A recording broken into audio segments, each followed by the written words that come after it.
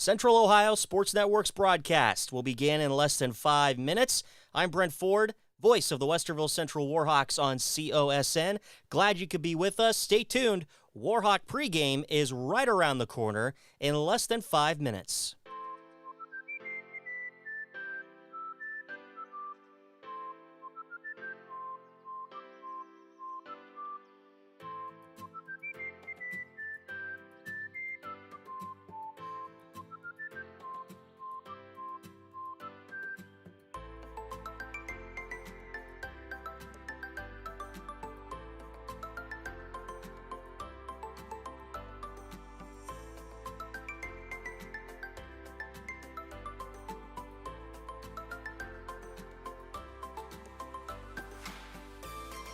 This is Central Ohio Sports Network's broadcast coverage of the Westerville Central Warhawks. Our Warhawk pregame will begin in less than 4 minutes.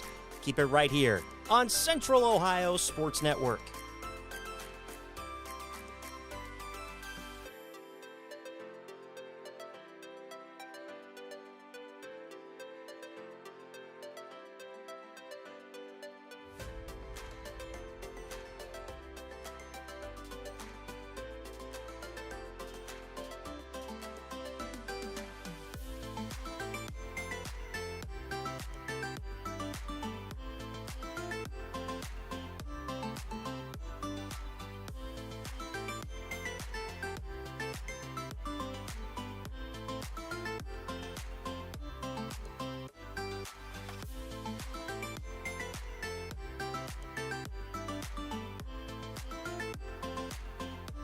Central Ohio Sports Network, our coverage of Westerville Central will begin in less than 3 minutes right here on COSN.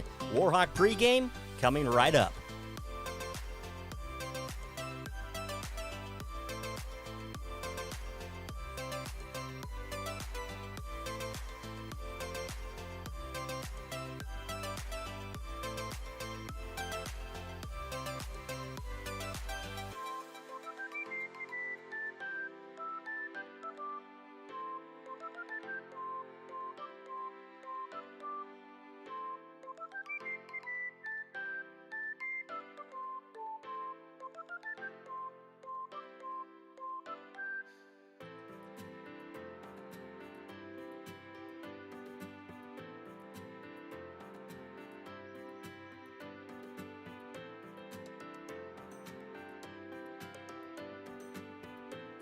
We've hit the 2-minute warning. Warhawk pregame is coming right up on Central Ohio Sports Network.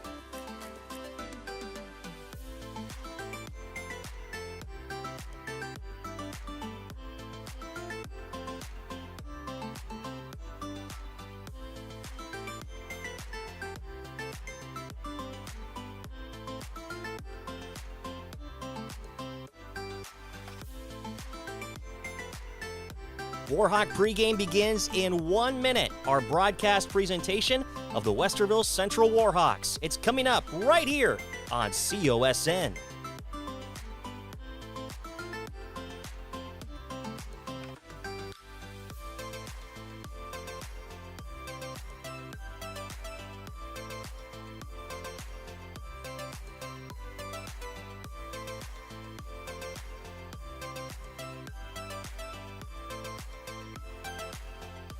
"30 seconds until showtime.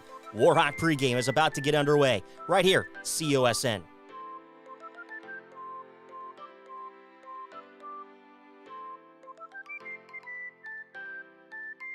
Central Ohio Sports Network broadcast presentation of the Westerville Central Warhawks begins in 10, 9, 8, 7, 6, 5, 4, 3,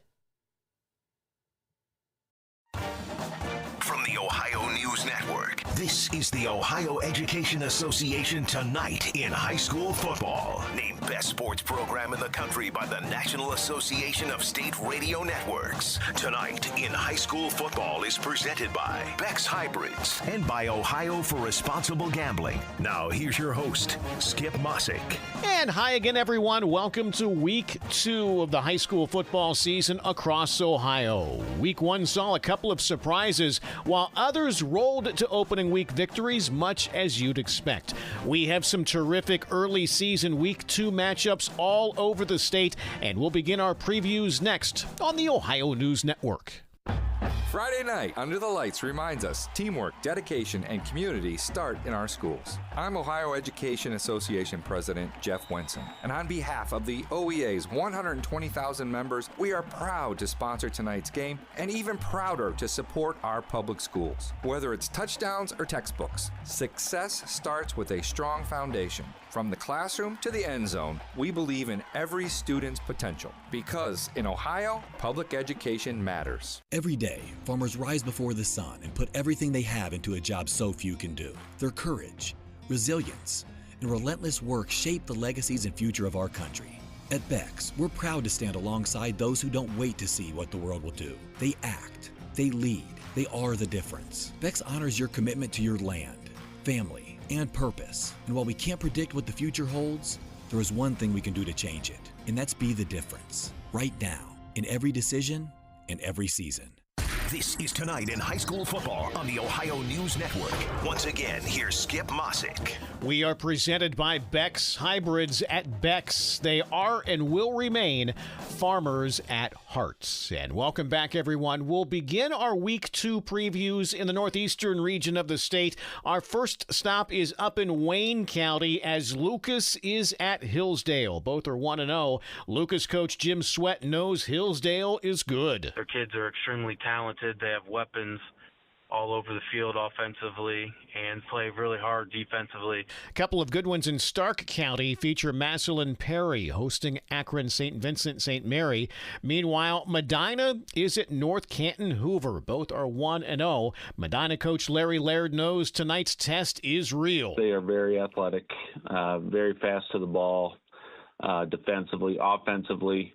They have speed in a lot of their skilled positions, and they are obviously very, very well coached, very fundamentally sound in every facet of the game. Next to Mahoning County, New Philadelphia will be at West Branch, both in search of their first win. New Philly coach Mike Johnson. The West Branch is a very good football team. They do a good job of getting the ball out of the quarterback's hands and the guys in space, so we're going to have to really be bringing it with our defense, which has been a highlight this season. So we're excited to see our defense match up with their offense. It's going to be a great challenge. Another good one in Mahoning County has 1-0 Youngstown Ursuline hosting 1-0 Columbus Bishop Hartley. Hartley coach Matt Melly says Ursuline gives you plenty to prepare for. Very fast at the skill positions. I got a great-looking young quarterback playing for them, and I think Coach Reardon may be the most underrated coach in the state. I mean, he gets a lot out of his guys, and they have a great approach,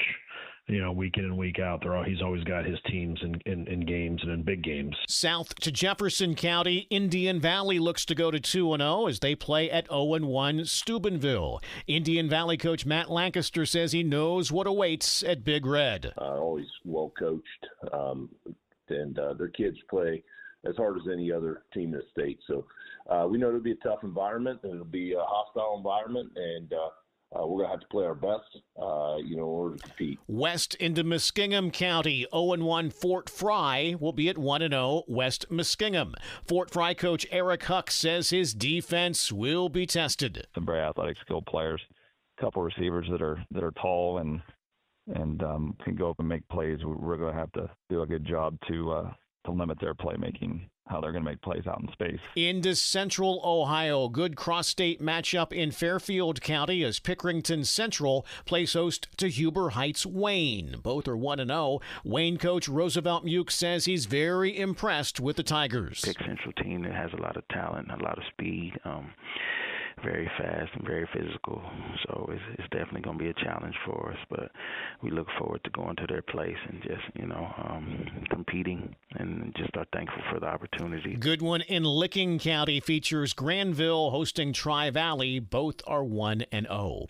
Into Franklin County, good matchup in Hilliard as Darby plays host to Bradley. Darby coach Brad Birchfield knows this game is big as his team searches for its first win. We're looking forward to improving and getting better and putting things together. We got a lot to look forward to, but we know this is a big game. Bradley has a great football team, and it's a huge rivalry game. It's going to be a type of game that schools look forward to. Huge crowd, community pride. It's going to be what high school football on a Friday night's all about. North to Delaware County, 0-1 Olentangy Liberty plays host to 1-0 Glenville. Liberty coach John Sansbury. Glenville poses all kinds of challenges for us. They're a really good football team. They've been for a while.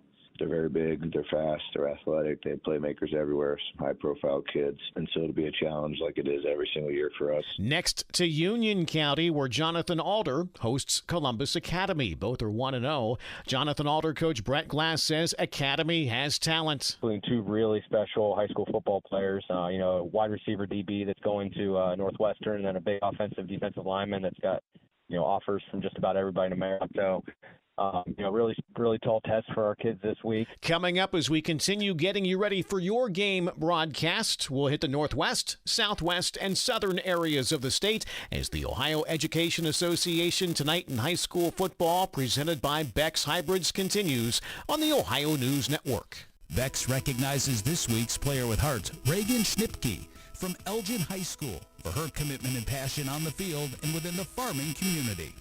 I love being a part of a team where we can work together in order to achieve our goals and win, obviously. I also like independent sports like cross country and track because they're individual and I like competing for myself. Reagan brings that same winning attitude to FFA. And I really like it and I learn a lot and it's a lot of good experience. Job interview taught me a bunch of stuff. And I'm also a student officer for FFA and it's taught me a lot with public speaking. And maybe the greatest lessons are learned in agriculture. Agriculture has brought many aspects to my life. It has taught me that teamwork, hard work, responsibility, time management, and determination is needed to succeed in life. At Beck's, we are and will remain farmers at heart.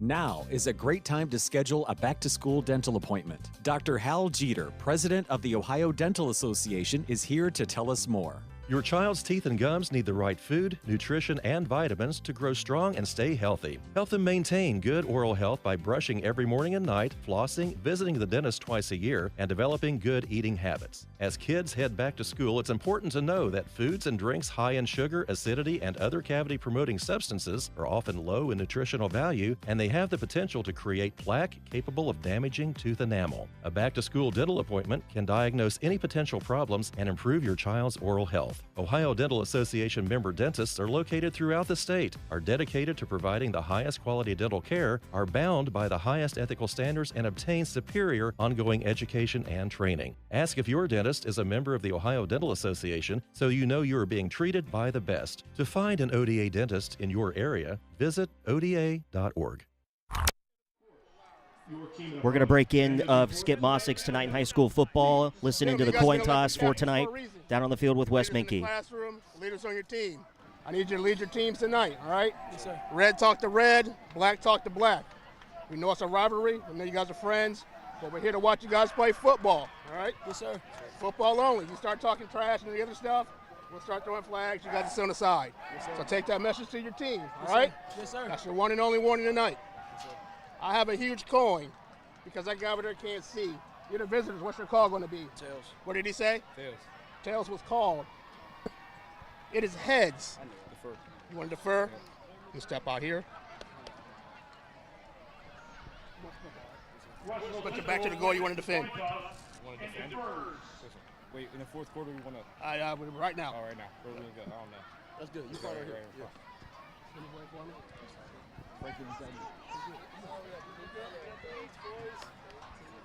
Westerville Central won good luck tonight. You guys have a great game, all right? the toss. They deferred. Westerville South will defend and receive in the north end zone. We rejoin Skip Mossick. Poorly imitated, never duplicated. This is ONN's Tonight in High School Football. Once again, here's Skip Mossick. We are presented by Beck's Hybrids and by Ohio for Responsible Gambling. And welcome back, everyone. Our Week 2 previews continue as we hit the northwestern region of the state. Our next stop is up in Henry County as Pemberville Eastwood will be at Liberty Center. Both are 1-0. Eastwood coach Sam Cotterman says you know exactly what Liberty Center will try to do. We know the Liberty Center is going to want to run the ball heavily, so it does pose a challenge for us, especially when stopping the run was something we struggled at a year ago, and we haven't really been tested on that yet. Staying northwest, Putnam County, Liberty Benton 1-0 will be at 0-1 Columbus Grove. Next to Auglaize County, 1-0 Minster will play host to 1-0 Columbus Afrocentric. Meanwhile, Ada will be at Goshen. Both are 1-0.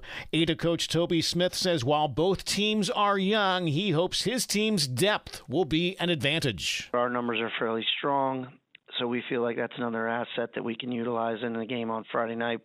This Friday against Waynesfield Goshen, they play a bunch of young kids as well, so it'll be a more inexperienced matchup when it comes to that standpoint, but also very explosive on both sides of the ball. Next door to Mercer County, Coldwater will play host to Clinton Massey. Both are 1-0. Coldwater coach Chip Otten says his defense will need to get his offense the ball. They pose some problems offensively with that they're a power hog the ball type team, sometimes wishbone, sometimes tackle over, all that stuff that the power teams do. So the concern is, can we get enough offensive possessions? Next to Champaign County, 1-0 Mechanicsburg will be at 0-1 Urbana.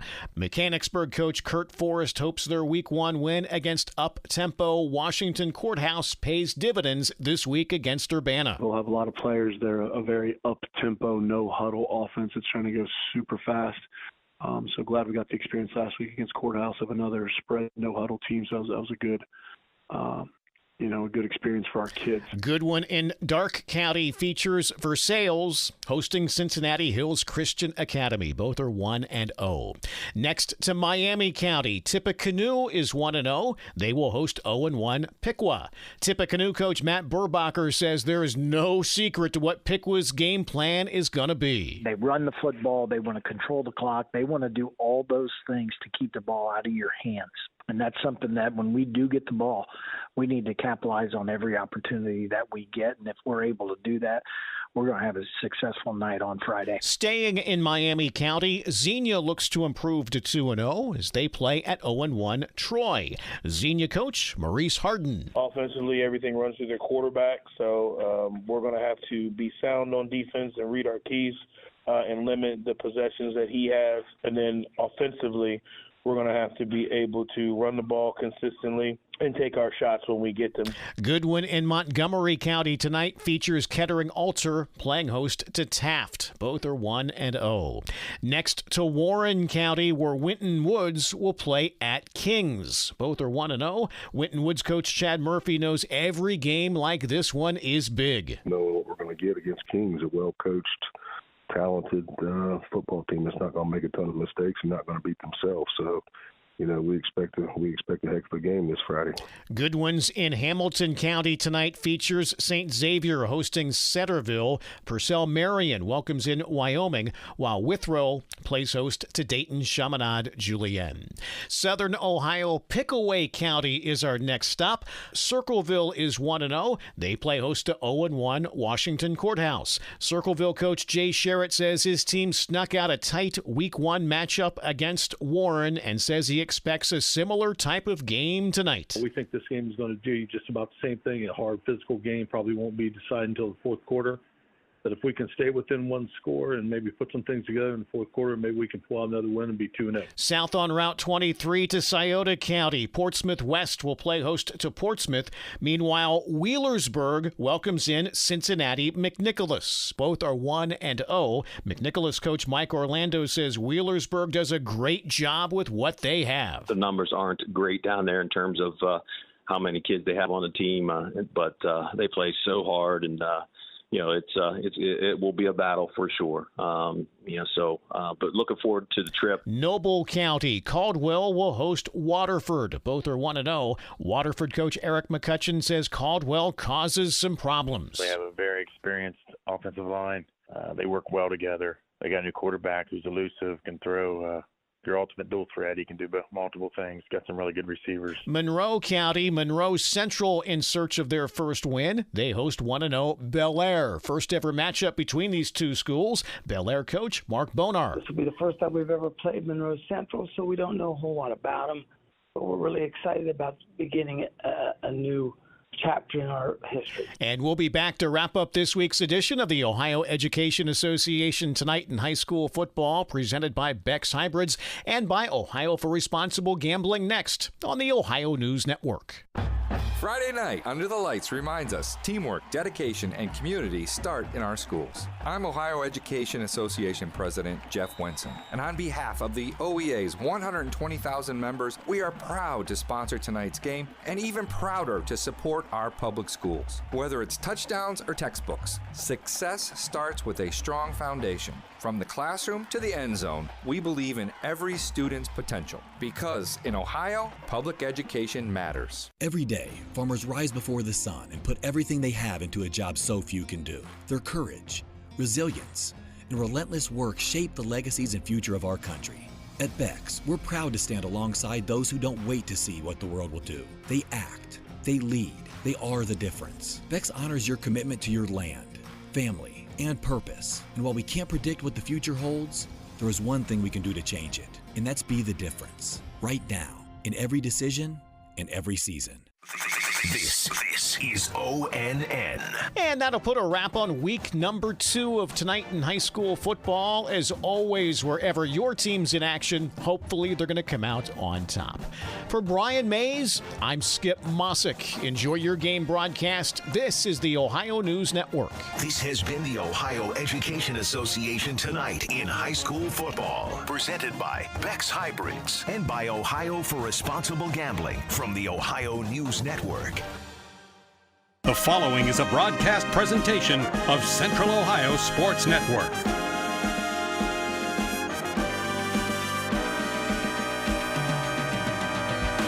Welcome to Warhawk Pregame on Central Ohio's Sports Network.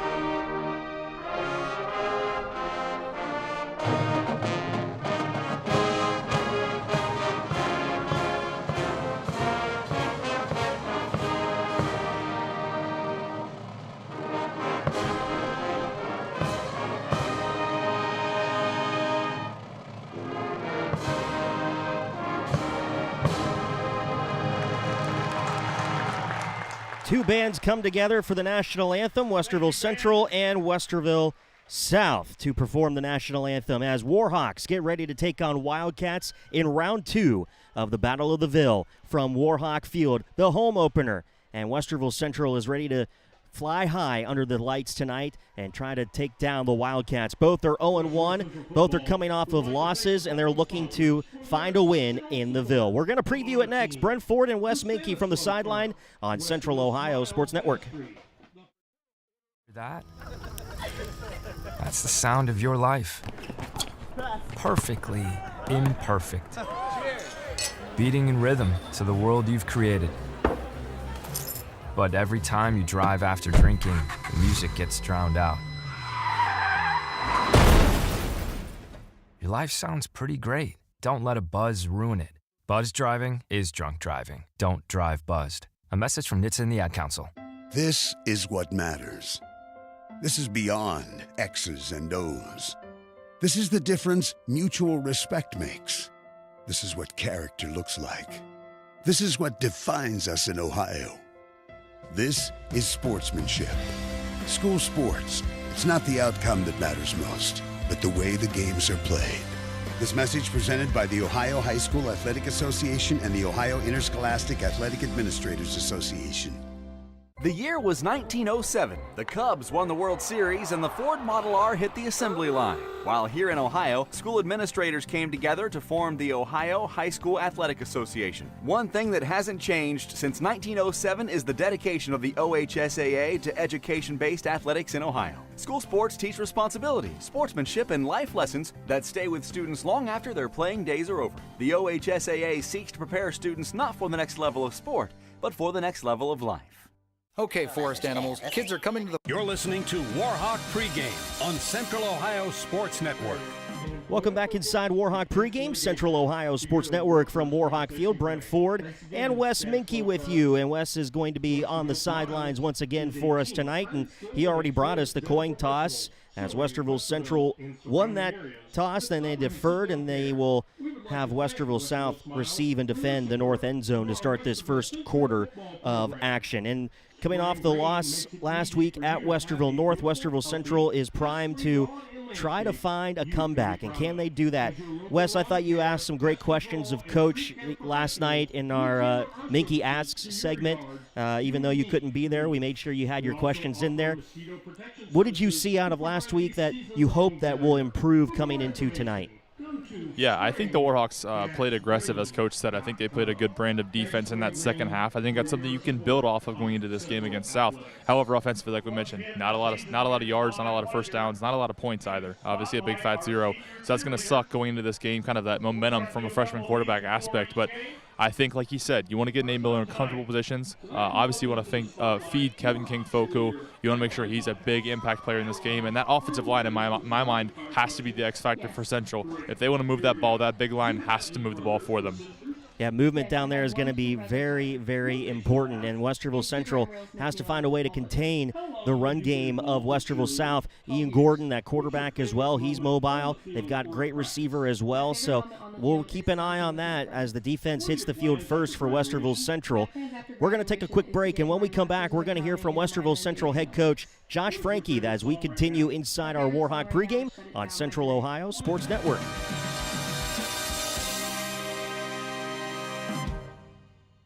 Man, I loved playing high school sports growing up. And it's fun being a fan now, don't get me wrong, but sitting in the stands feels like I'm missing out on all the action, you know? I wanted to get back in the game, so I signed up to be a high school official. It takes me back to my playing days. I'm supporting students, and I get paid to make the big calls. Do you want to see the game up close? Sign up to become an official in Ohio at highschoolofficials.com. I'm a pretty great multitasker. I can wash dishes and do laundry. I can roller skate while walking my dog. I can even order lunch while doing my homework. But I can't use my phone while driving. A distracted driver is one of the leading causes of death in the United States. So when it comes to driving, please, don't be a multitasker. Don't drive distracted. A message brought to you by the National Highway Traffic Safety Administration, Project Yellow Light, and the Ad Council. You're listening to Warhawk Pregame on Central Ohio Sports Network. Welcome back inside Warhawk Pregame here on Central Ohio Sports Network. Brent Ford joined with Westerville Central head coach Josh Franke. Coach, your home opener here in Week 2 of the 2025 season. You're playing host to in-town rival Westerville South. We talked about it the other night, a lot of the X's and O's about this game, but what is the one thing you need your team to come out and do when the kickoff happens? Honestly, I think it's twofold. It's one, we have to sustain drives on offense, and I think we're going to do that by running the football. Secondly, I think we have to get off the field on defense. We can't have those 13, 12-plus yard or 12-plus, play game series. So, got to get off the field. We got to control the clock. We got to win the time of possession. I think if we do that, I think we're going to be all right. What do you need out of your freshman quarterback tonight, Nate Miller? Just don't try to do too much. I told him today, don't play hero ball. Like you're a freshman, just play within the confines of the system and don't try to do too much. Coach, when you look at how Westerville South runs their offense, what are some of the keys that you think your defense needs to keep an eye on in this one? We got to tackle in the open field. They have a bruiser at running back, and their quarterback's pretty athletic. He can make some moves and can juke some guys out. So we got to make sure that we're able to tackle in the open field. Who else can support your freshman quarterback tonight around him? Kevin King. I mean, Kevin King's got to have a night. We got to get him going. Six carries last week, completely unacceptable. I'd really like to see him have a 20-plus night. Coach, when you think about some of the penalties that happened last week, how do you limit those penalties tonight? I think just being week 2, it's going to eliminate a lot of that. Looking back in our scrimmage, we didn't have any penalties at all in our first scrimmage in one half. And then, last week was last week. So I think a lot of that is just jitters. I think the moment was really big. It's intense rivalry. Week 1, I think all of those factor in. You're going to get, your nerves get the best of you sometimes. So I think we'll be fine just by it being week 2. You talked about the other night how you maybe played up last week a little too much and put a lot of pressure on your team. Have you alleviated any of that pressure coming into tonight? Probably not. I'm a pressure guy. I live in pressure. I love pressure. It helps me rise to the occasion a lot of times, and I think sometimes I don't compute with the mind of a teenager. But, it's like we talked about today, like I compared it to a story, you're reading the story and the teams, doing all these great things, having this perfect offseason, and you're like, there's no way they're going to lose week 1. And then all of a sudden you get that cliffhanger where they lose week 1, and you're almost like, now what's going to happen? And I said this, that just because you have that moment in your story where the hero falls down, you still get to rewrite the rest of the story. You get to write the ending. So, you get to do that. Tonight's a new chapter. Let's go. Coach, best of luck tonight, and hopefully we see you on the other side of a win. Appreciate it. Thank you, man. That's Westerville Central head coach Josh Franke. Kickoff is next on COSN. This has been Warhawk Pregame on Central Ohio Sports Network. Welcome to today's game. This is Paul Keels, and you know how much I love broadcasting the Buckeyes, but I also love high school sports. On behalf of the OHSAA, let's all do our part to set a good example and make this a fun and safe experience for the kids involved. I know this game means so much to the players, coaches, and fans, but high school sports are about much more than the wins and losses. They teach life lessons that will be with the players long after their playing days are over. Good luck to both teams, and remember to respect the game. I loved playing high school sports.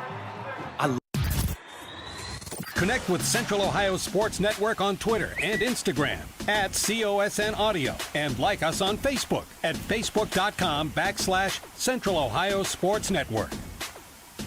COSN social media will have score updates, pictures from the game, audio clips, interviews, and more. Follow and like today. Central Ohio Sports Network. Sports coverage by the fans.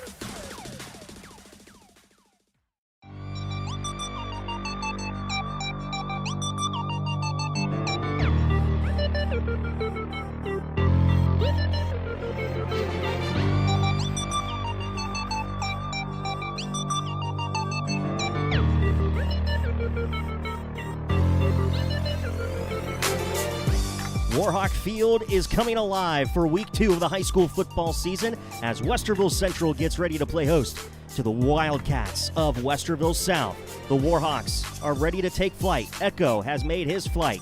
The Wildcats have come out onto the field, and there are the bells here at Warhawk Field as the Warhawks get ready to take the field out of the tunnel, and they get greeted by the middle school footballers. They'll break the sign that says Westerville Central. They'll come through the black tunnel. And you can definitely feel it now, folks. This is Warhawk football at its best. Having the bells sound, getting ready to run out onto the field.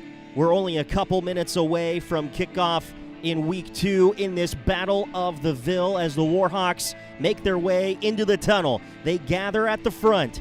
The cheerleaders ready to run with their flags. The student section ready to run with their flags. Here comes the smoke, and the Warhawks spread their wings. They get ready to take flight.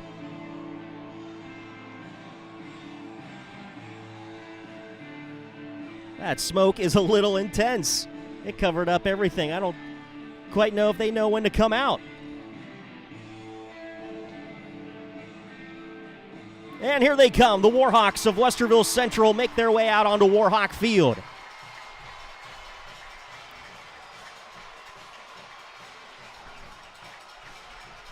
Let's join the second member of our broadcast team, Wes Minke, down on the field. And Wes, what was the feeling like watching those Warhawks run out? I think it brought me back to high school, man. I feel like I'm about to run back on the field again, run those flags out. Like, let's go. There's nothing better than high school football on a Friday night with the sun setting. It was quite warm up here in the booth. We stand on top of the press box. It's got a nice nylon cover. The sun really heats it up, but the sun is starting to set, and the temperature is starting to drop. Looking at 67 degrees right now as we get close to kickoff between the Wildcats and the Warhawks. This is the Color Rush game, the black and red game. Westerville Central in their all-black uniforms, black pants, black tops, black helmets with the silver wings, silver numerals, and silver lettering across the chest reading Warhawks. The Wildcats are in their red pants, red tops, red helmets with the white stripe up the middle. Cats on the side of the helmet. Westerville on their chest in black outlined in white. Westerville Central won the opening toss, and they elected to defer. Westerville South will receive, and they will defend the north end zone, which is to our left. Warhawks will kick right to left as we see it from our vantage point atop the press box. Glad you could be with us for week 2 of the high school football season. Really looking forward to how this is going to shake out between these two squads here tonight. Westerville Central and Westerville South ready to get things started. Kicking off for Westerville Central, number 32, Rylan Moran set to kick off for Westerville Central, and back deep for the Wildcats, Isaac Patterson, along with number 22, Eric Smoot. Check that, that's 21, Jamari Alston, and the kick is away. Alston will bring it down at his own 18, finds a hold of the 25-30 up to the 40-yard line for Westerville South, and they're going to start all the way out at their own 44-yard line, but there is a penalty marker down on the far sideline. And we're going to have a sideline warning against Westerville South on that return. So the play will stand, and the Wildcats will have great starting field position to start the first quarter of action, as Westerville South looks at some very positive yards. A little windy tonight. I got to find some weights to hold all the papers down. And actually, they're going to say the return came all the way out to midfield. And so the Wildcats will start at the midfield stripe, and they will be led by quarterback Evan Andrews, the senior 6-foot QB. And now we're going to have a whistle, and I don't think they were supposed to be starting at midfield. I thought it was going to be the 45, but I could be mistaken.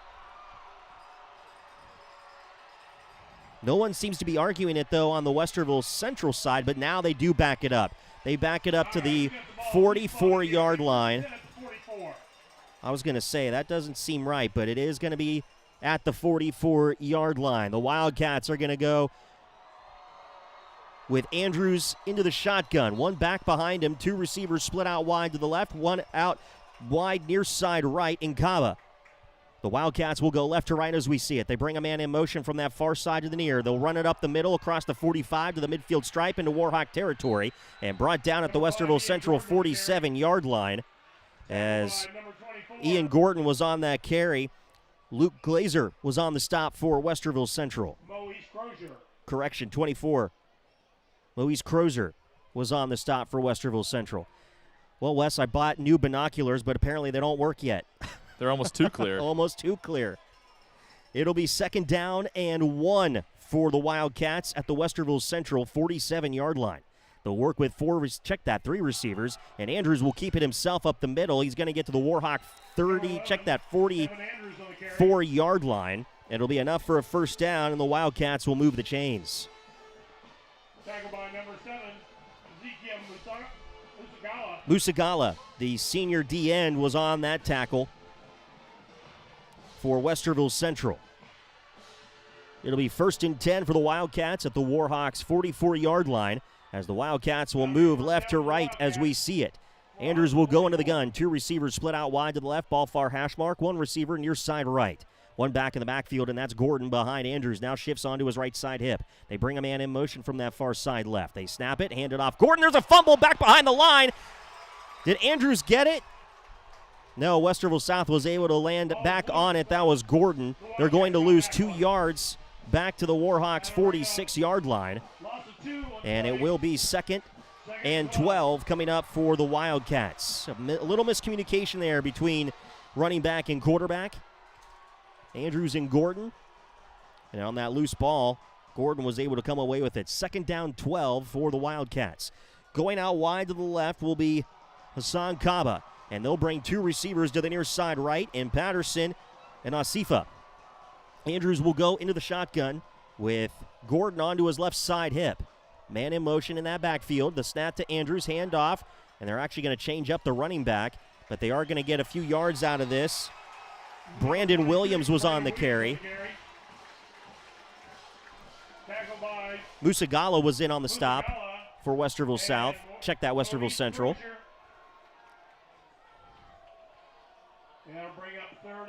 Third down and 8 for Westerville South at the Westerville Central 42-yard line. And this is what we talked about at the coaches show. We talked about it a little bit tonight as well in the pregame. It's 3rd down and long. Can the defense of Westerville Central get off the field? The Wildcats go with 4 wide, 3 to the near side right. Andrews into the shotgun. They'll split Williams out wide to the left in the slot. That's 5 wide. Andrews alone in the backfield, dropping back. Looks to the near side, pumps, fires over the middle. Incomplete. He was looking for Patterson, and the Wildcats can't complete on that route toward the middle. And it looks like the Wildcats are going to have to punt it away. So the defense able to, in the secondary, apply enough pressure and force Westerville South to make an ill-advised throw out of the reach. And now they'll have to punt it on 4th down. Cam Hebner back to receive. Ethan Rosen to kick it away for Westerville South.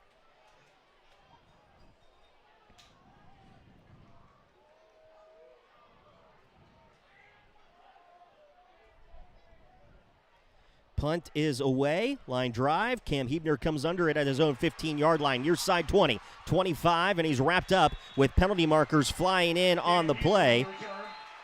And in on the stop for the Wildcats is Elijah Jackson. But we'll check the penalty during the play. It came from the near sideline. And I believe it's going to go against Westerville South, was the initial indication by the referee as the officials discuss it. But it will stay with Westerville Central on the possession. It'll be a personal foul face mask. Correction. The referee does say personal foul face mask against Westerville South.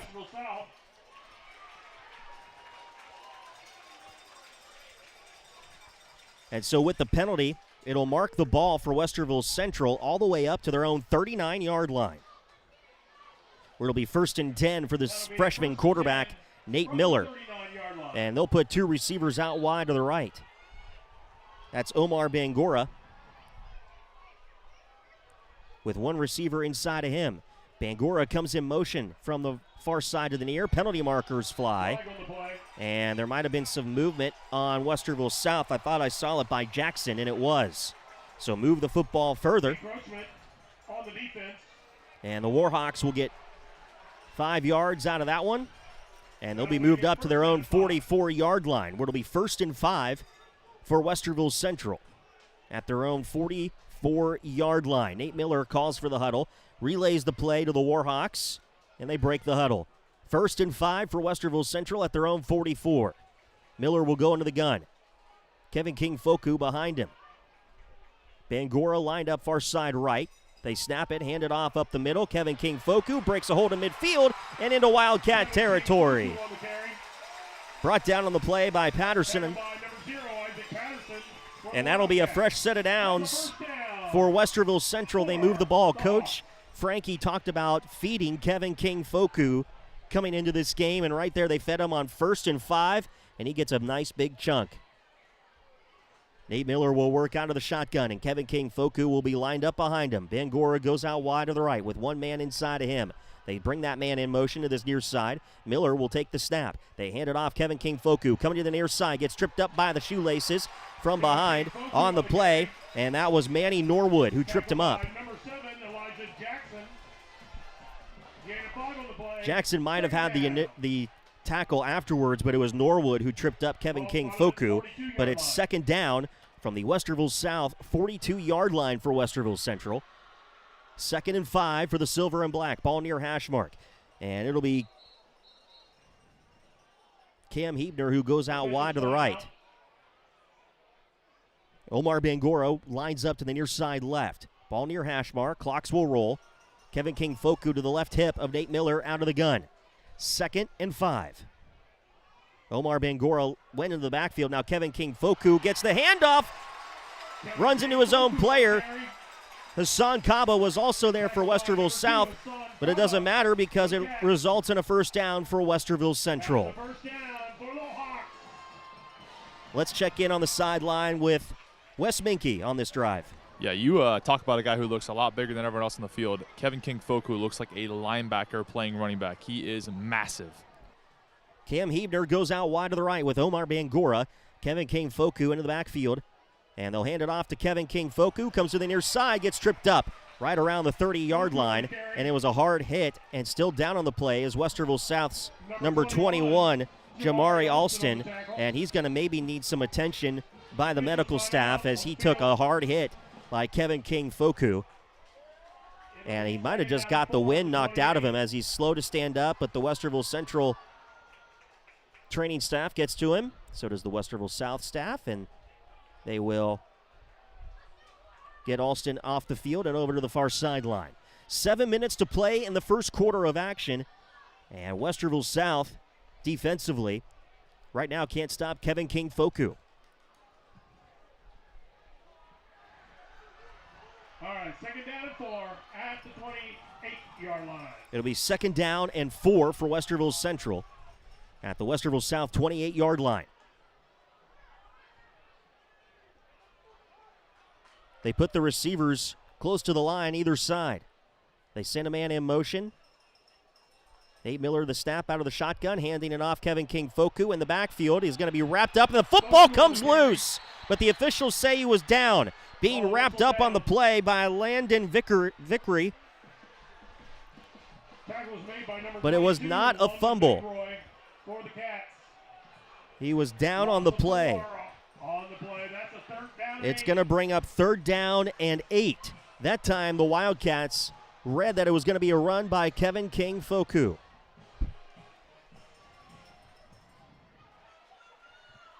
So 3rd down and 8, Westerville Central at the Wildcat 32-yard line. They go 4 receivers split either side. Ball near hash mark. Miller out of the gun. They'll send a man in motion from left to right of the formation. Miller dropping back, wants to throw, fires. It's a little high for Omar Bangura into double coverage. Patterson was there along with Norwood, and it'll bring up 4th down for Westerville Central, and it looks like Coach Frankie says we're going to get the punt unit out there.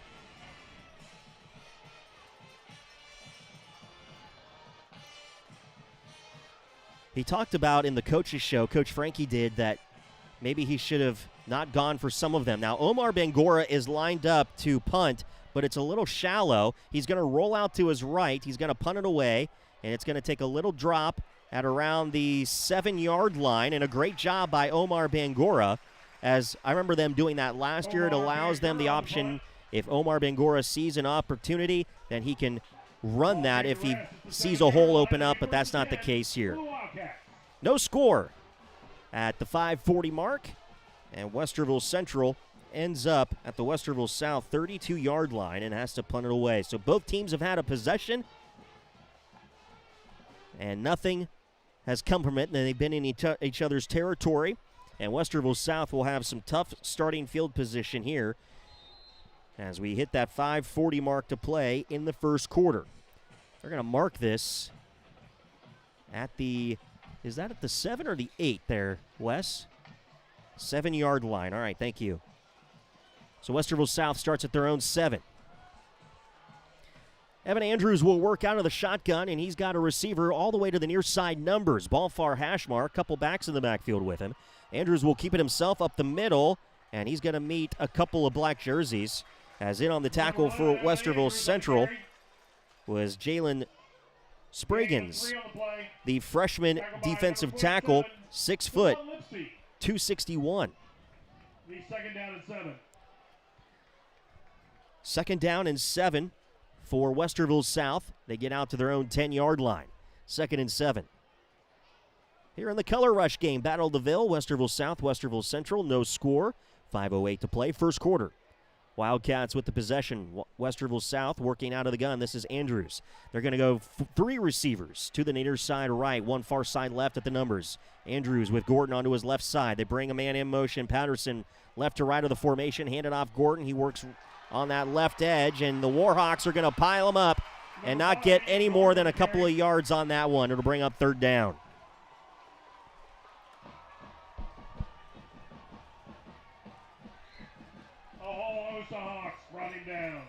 Ball will be spotted at the 13-yard line. Under 4:30 to play in this first quarter. No score yet. Second possession for Westerville South.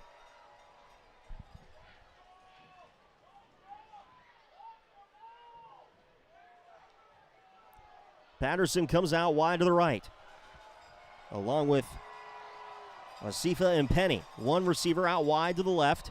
All alone at the numbers, and we're going to have a whistle and a timeout by Westerville South as that play clock was rolling down. 4:05 to play in this first quarter of action, and the Wildcats being a little frustrated as they were pinned back inside their own 10-yard line to open up this drive, and now they're at their own 13-yard line. They're looking at 3rd and 4 on this second possession.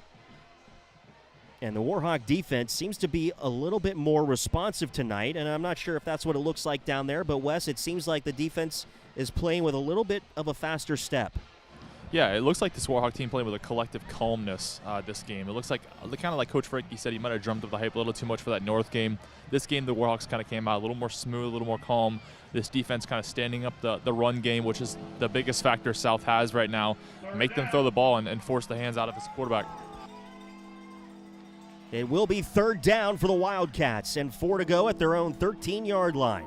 They'll put a receiver out wide to the left. That's Kaba. 3 receivers near side right. Ball middle of the hashes, and Andrews is now going to be all alone in the backfield. Gordon will go into the slot, far side left. Andrews dropping back. Penalty marker flies. Andrews the carry across the 20 down to the 25 and out to the 27-yard line. But this one might be coming back. Initial indication is offsides on the offense of Westerville South. Lusagala had that stop for Westerville Central, but it's null and void as it is offsides against the Wildcats. Under 4 to play in the opening quarter, and the ball will be now spotted inside the 10-yard line. Looks like they're going to spot it at the 8, so it'll be 3rd down and 8 for Westerville South. It might change the play call here a little bit. They'll go 3 receivers near side right, 1 far side left. Andrews will go into the shotgun, and it'll be Ian Gordon behind him. Now works on to his left side hip. Play clock at 6. Man in motion near side over to the far side. Andrews dropping back, throwing middle of the field, looking deep. Has Patterson in stride, and he's going to take it all the way to the house. Touchdown, Westerville South. Andrews pass complete to Patterson for the touchdown. Flag on the play. There's a penalty marker down, and the penalty is going to go against the Warhawks.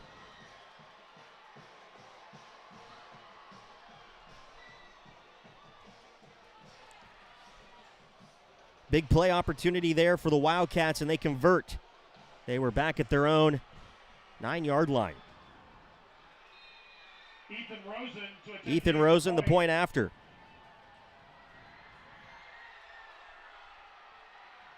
"91-yard touchdown play for the Wildcats. And the extra point is up, and it is going to be good, but there are penalty markers there during the snap, and it's going to be a false start on Westerville South.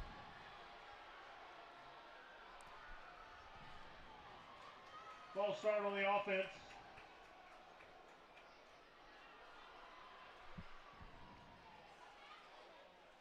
Try that again from the 8. So the extra point will be pushed back a little further, and this will turn into a 25-yard extra point. Rosen has it squared up. Snap is back, a little high. Hold is down, kick is up, and it is good. The Wildcats lead 7-0 over Westerville Central with 3:24 to play in the first quarter.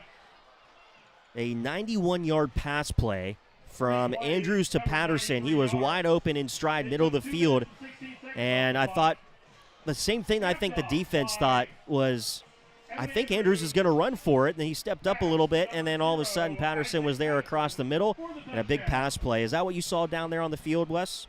Yeah, it looks like the South offense tried to get the Warhawks to bite on the run, which they did. All the safeties dropped down into the box, left that back wide open. So Omar Bangora and Cam Hebner will be back deep to receive the kickoff from the Wildcats. This will be Ethan Rosen to kick it off for the Wildcats as they lead Westerville Central 7-0, 3:24 first quarter action. Little miscommunication on personnel. The South Wildcats get that last man in there. And Rosen has it teed up, and he's getting ready to send it away. Kicking left to right. Sends it, and Hebner is going to come down in the end zone. And that ball will come out for a touchback. As Westerville Central will start 1st and 10 at their own 20-yard line. 1st and 10. Spotted at the 20-yard line.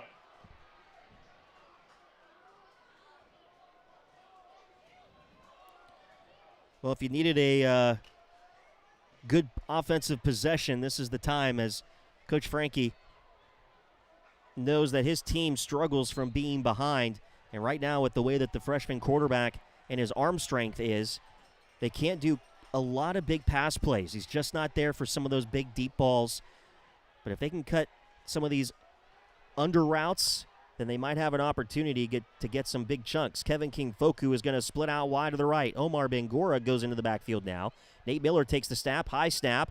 Omar Bangora gets the carry, works onto the right side, 25, 30, and then finally tripped up across the 20-yard line. And he was tripped up on the play by Hassan Kaba, but there's a penalty marker down in the backfield. And it's going to be a hold against Westerville Central, so this one's coming back. Self-inflicted wounds there by Westerville Central. 3:17 first quarter. And Westerville Central trails Westerville South 7-0. Nate Miller is going to go into the shotgun after this huddle, I should say. Normally that's what the position they go to. Yeah, I am calling it a little bit. Tony Romo reference. Nate Miller will go into the shotgun. Kevin King-Foku onto his left side hip. Cam Hebner in motion, but now penalty markers.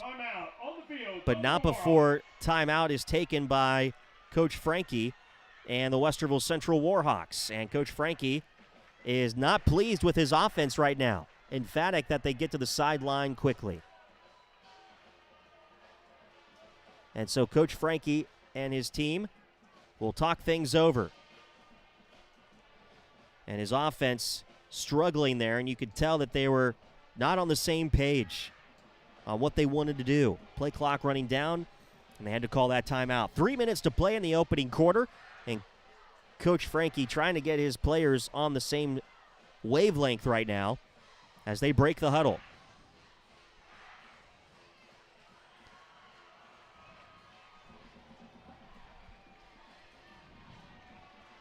And so out of the timeout, Westerville Central will go from their far hash mark right to left as we see it. Out of the shotgun, it'll be 1st down and 20 at their own 10-yard line with two receivers split out wide to the right. Cam Hebner comes in motion to this near side. Kevin King-Foku gets the handle, and he's met by a wall of red jerseys and taken down by a couple of Wildcats. London Vickroy brings him down. And that'll bring 2nd and 20 for Westerville Central. Well, you got to think you're going to need a couple big chunk plays here if you're Westerville Central. And with the way that Nate Miller needs to throw the football, they're not going to be able to do too much of that right now. And now Westerville Central has to burn another timeout because they were not on the same page. You could see they were breaking the huddle, and they were frustrated that they weren't on the same page about what the play was. So they have to burn a second timeout.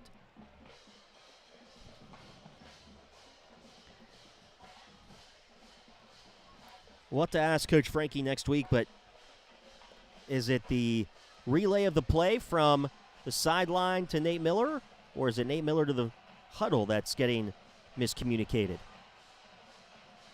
And right now, they'll break the huddle. They've used 2 timeouts here in the last couple minutes.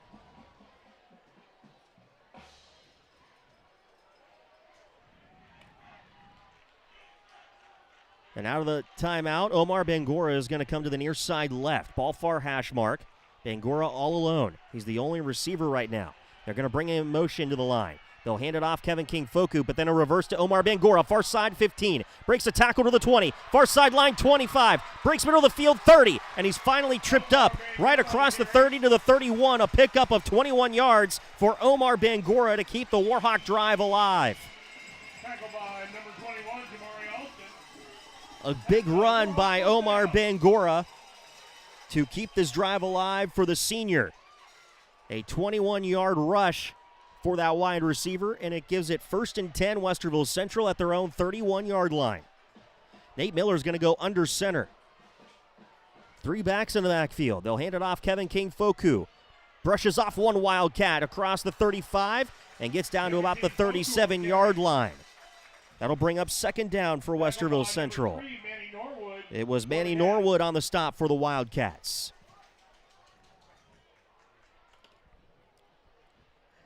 Wes saying in my ear that was not a brush off, it was a drag by Kevin King Foku, and you're right, actually. That's a better way to describe that. It will be 2nd down and 3 for Westerville Central at their own 38-yard line. And on 2nd down, it'll be Kevin King Foku lined up behind Miller out of the gun. Miller rolling out to the near side, wanting to throw, under pressure, over the middle, incomplete. He was looking on the play for Westerville Central's Kevin Blas, and he throws it a little too high for Blas, and it's incomplete. It'll bring up 3rd down for the Warhawks.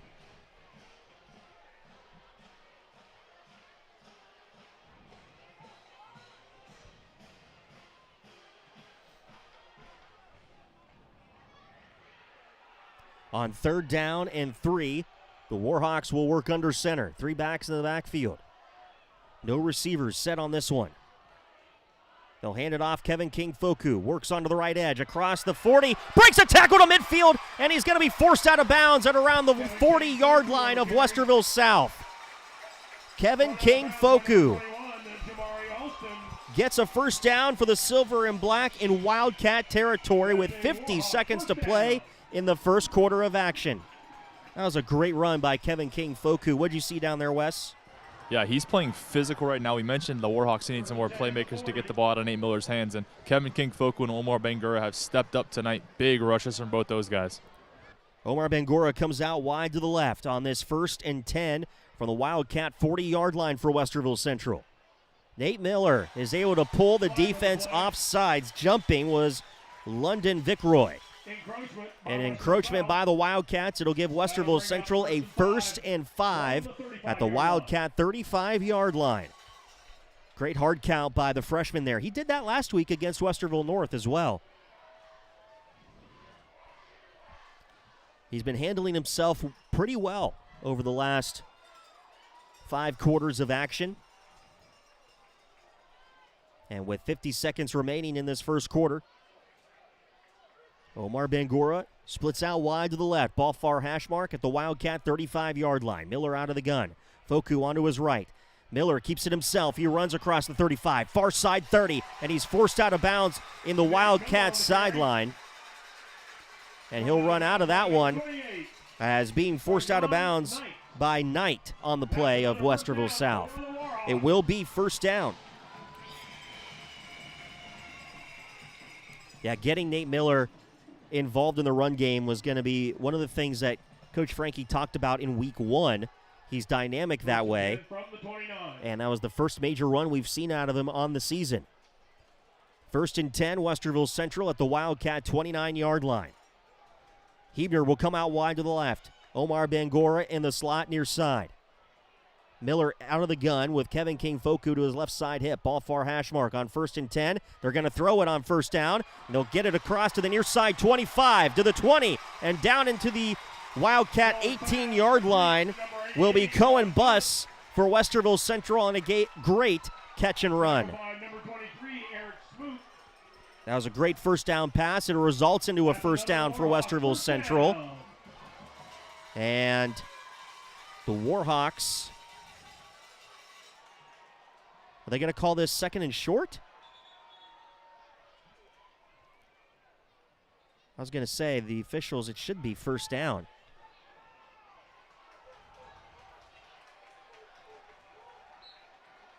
And the clock is winding now. Will the Warhawks just let the clock wind out? They've got time to do it and get to the second quarter. They're going to take a quick snap here. It's 1st and 10 at the Wildcat 19-yard line. High snap from Miller. Hands it off Kevin King-Foku. Goes to the 15-yard line with a penalty marker flying in as time expires here in the first quarter. But let's see what the play resulted in with that penalty marker. And no call yet. We'll see what the officials say here. I think they're going to discuss the clock maybe as well.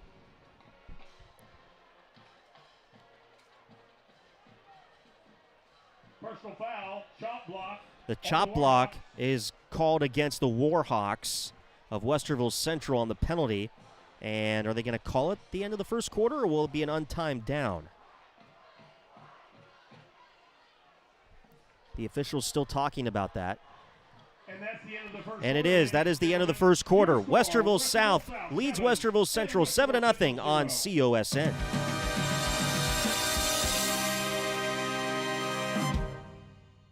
Buckeye football great and NFL Super Bowl champion Jim Lachey on sportsmanship. Winning and losing can teach kids many lessons, but high school sports are truly about respecting your opponent, representing your school, and building the foundation for a lifetime of success.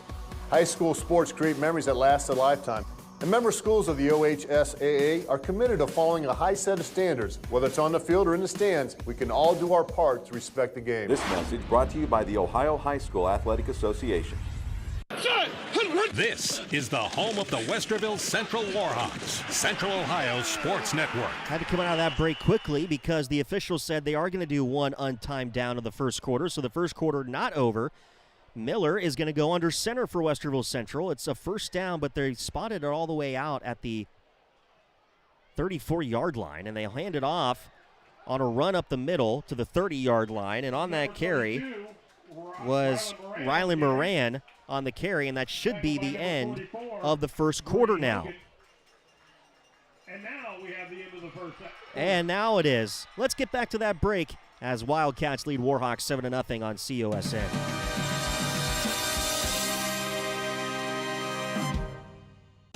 Attention high school sports fans, are you an armchair official? You know, the parent or fan who constantly yells at the referees and loves to let everyone know just how bad you think they are. Well, if you think you could do better, then get in the game and prove it. It's time for you to suit up and make the calls where they actually count. Every sport in Ohio needs more officials. Sign up today at highschoolofficials.com. This is the home of the Westerville Central Warhawks, Central Ohio Sports Network. Well, the second quarter about to get underway here for Westerville Central as they have that first down play. And the ball will be spotted at the Wildcat 29-yard line as they flip the script here. That chop block, that's why they were pushed all the way back. I forgot about the penalty. And we're going to talk about, the officials were on the coaches' phones talking to the press box about something operationally with the press box. Not sure what that was about, but it will be second down now for Westerville Central at the Wildcat 29-yard line. Miller out of the gun, throws it to Bangura, breaks a tackle, spins away from another, working far side, and he gets to the 30, down to the 29, and brought down maybe around the 28-yard line. And all that action for maybe a yard of gain or back to the line of scrimmage. But either way, Westerville Central now looking at a third down. Tackle by number 10, Andre Braxton, for the Cats. Now to bring up 3rd and 20. Third down and 20, so no gain on the play for Westerville Central as they are in Wildcat territory.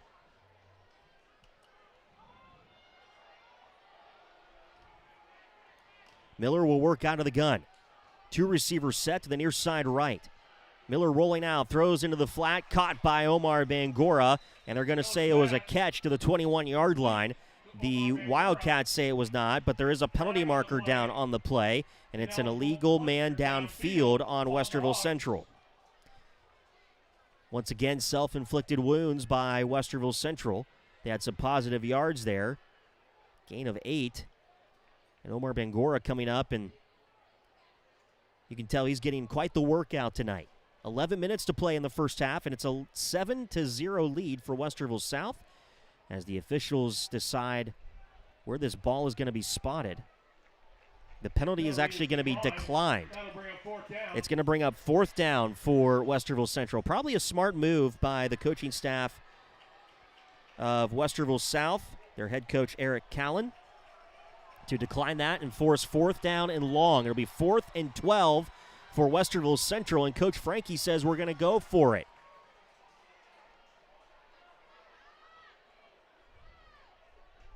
Miller is going to have to wait. They bring a man in motion from the sideline to make sure that all the personnel are there. 4 receivers bunched, far side left. Hebner alone, near side right. Miller dropping back, signaling he wants Hebner into the back of the end zone, incomplete.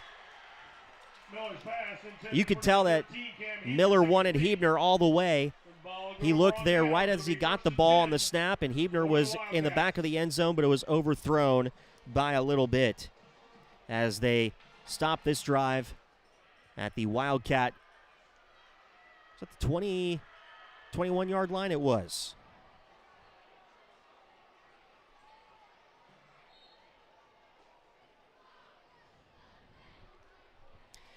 It was a great play. Hebner was all alone and had his man beat to the back of the end zone. And it is 1st and 10 for the Wildcats at their own 21-yard line now, working right to left as we see it, their first possession of this second quarter. Andrews will put a man in motion, and they'll drop it back and hand it off to Gordon, who finds a hole to the right side across to the 25, down to the 26, brought down by a couple of Warhawks on that play, Omar Bangura being one of them, along with Westerville Central's Luke Glazer as well. Second down and 5 coming up after that Ian Gordon 5-yard rush out to their own 26-yard line. The receiver goes out wide to the right. That's Kaba. Ball far hash mark. 2 receivers to the near side left. Patterson and Asifa will come to this near side.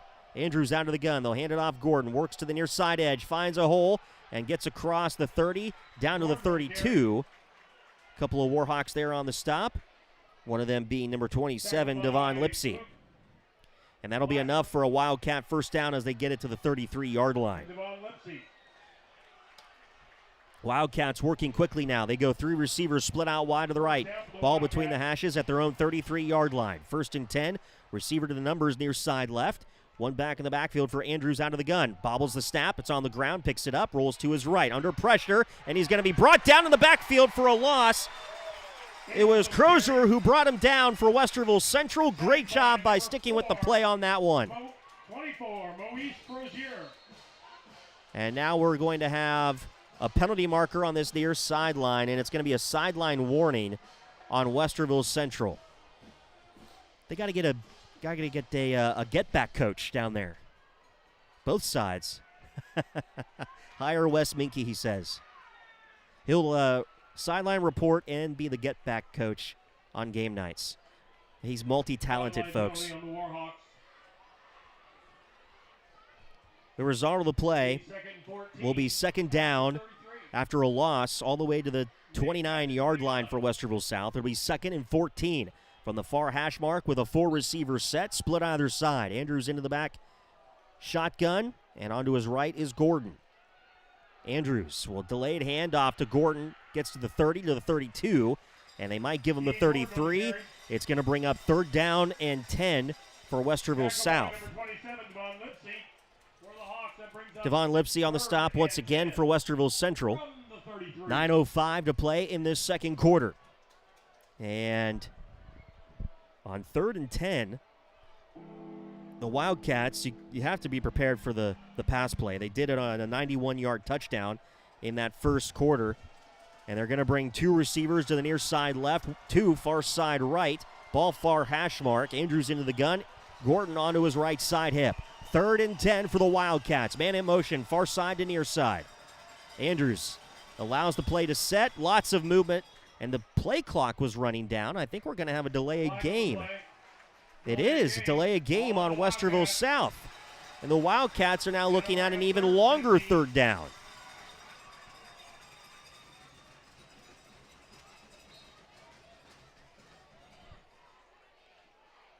So 3rd and 15 for Westerville South. Back behind their own 30-yard line. They're at the 28. They need the 43 for a first down. 3rd and 15 for the Wildcats. A 3-receiver set from the far hash, 2 to the near side. Andrews dropping back, looking over the middle. Pumps, penalty markers fly. Andrews is going to be brought down at around the 26-yard line. He's going to lose yardage, but there is a penalty marker down by the referee in the backfield. Greg Woods, who we had on the Josh Frankie Coaches Show last night, was in on the tackle for the Silver and Black, and it is a hold against the Wildcats.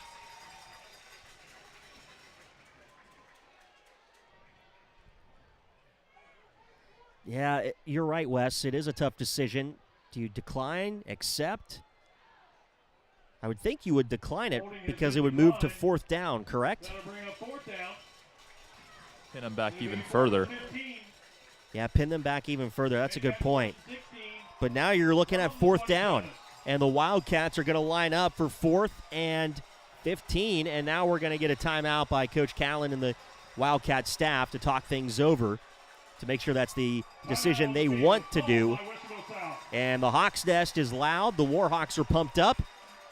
And, Wes, while we're in this timeout, Coach Frankie, I was talking to him as he was walking to the locker room in the early pregame. We had a quick conversation, and we were talking about winning. And he said, is winning fun or is it fun to win? And a little brain teaser kept my mind running for a little bit as we walked to the locker room. I mean, how would you address a quote like that? I would personally say I think it's fun to win. Winning is hard. Winning is not fun. Winning is not easy. It takes a lot of talent and hard work to win, but to win is very fun. Well, there you go. From a Warhawk athlete himself. Back in punt formation. State champion, that's right. State champion Wes Minke from the bowling team. Come on now. All right, it's 4th down for Westerville South, and they're in punt formation.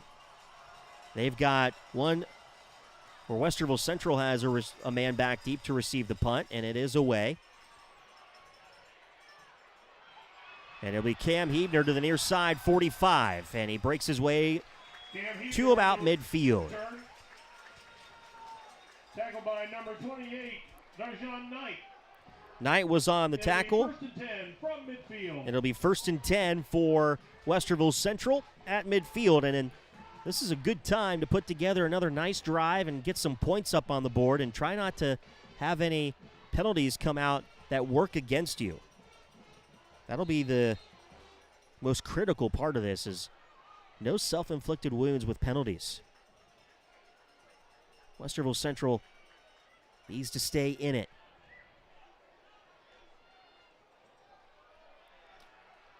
Miller will work out of the gun. Foku will work onto his right side hip with two receivers split either side.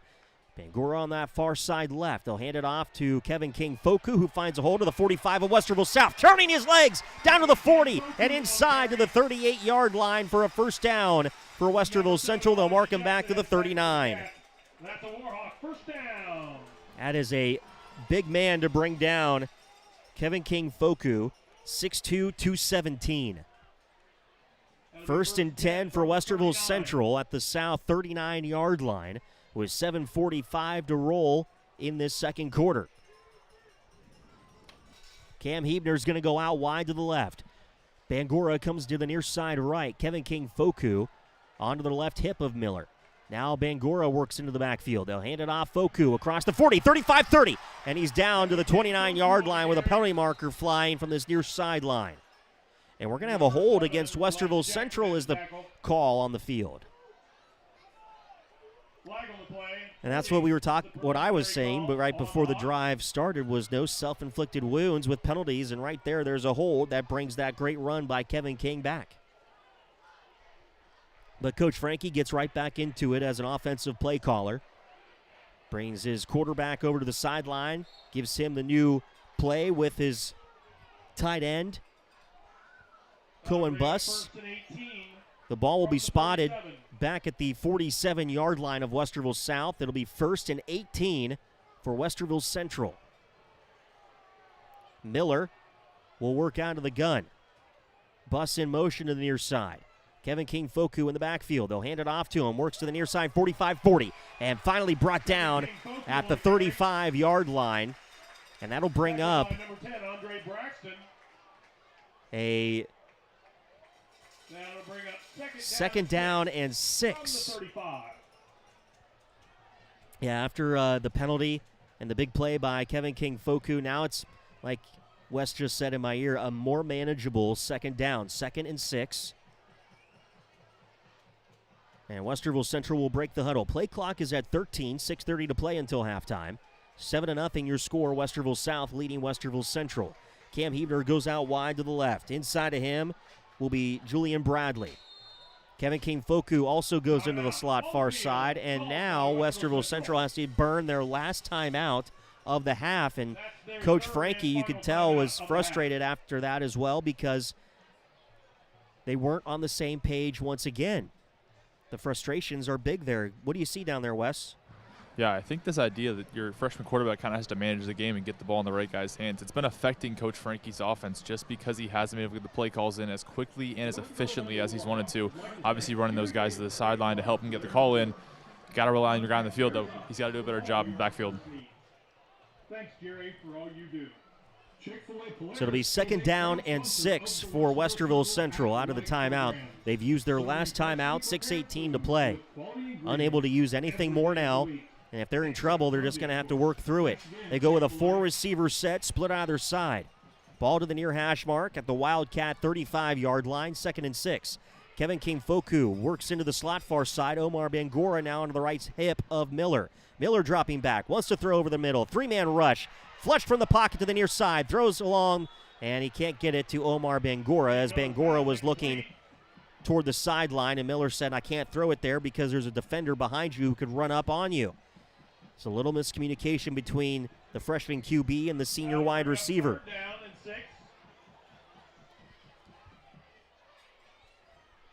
So now it'll be 3rd down and 6 for Westerville Central. And Omar Bangura is going to need a breather after that one, and he comes to the sideline.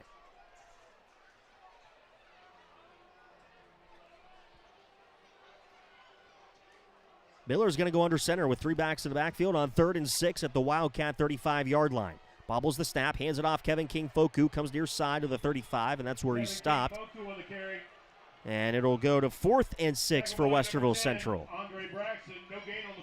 Andre Braxton on the stop for the Wildcats, as Westerville Central will move into punt formation here, I believe, unless Miller is going to go for it. Clock is winding, under 6 minutes to play. 7-0, Westerville South leads Westerville Central.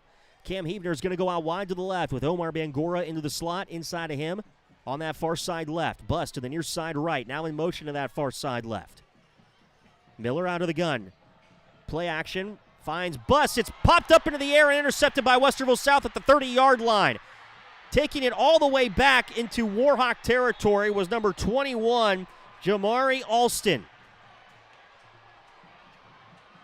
Jamari Alston with the interception. Tackled by number 13, Cam Hebner. A deflection into the air, and Alston is able to bring it back.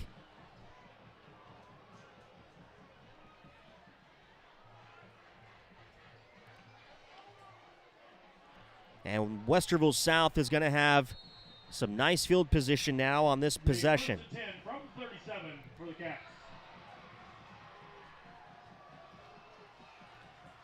From the Westerville Central 47-yard line, Andrews will work out of the gun for Westerville South. And the Warhawks had a nice drive starting to build there, some penalties, but they were starting to maybe find some momentum.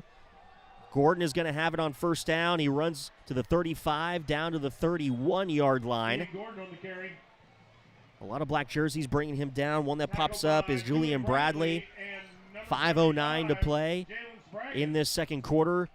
And that was a energy balloon bust by that interception. A different feel on this home sideline now inside Warhawk Field. Andrews out of the gun. Two receivers to the near side left, two far side right. Gordon in motion now, left to right. They'll hand it off Gordon. He's going to throw on second down toward the end zone, up into the air, and it's going to be a touchdown. Gordon caught it, and it went into the hands of Patterson. Gordon's pass. Gordon's pass. And Omar Bangora was in on the coverage. For touchdown.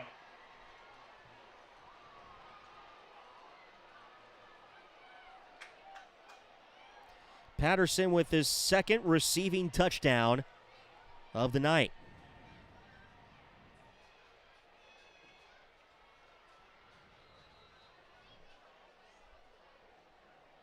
Ethan Rosen to attempt the extra point. Ethan Rosen for the point after. Ball is back. Hold is down. Kick is up. And it is good. The interception turns into 7 on the board. 14-0 is your score as Westerville South leads Westerville Central. And Wes, what's the energy now down on that Warhawks sideline?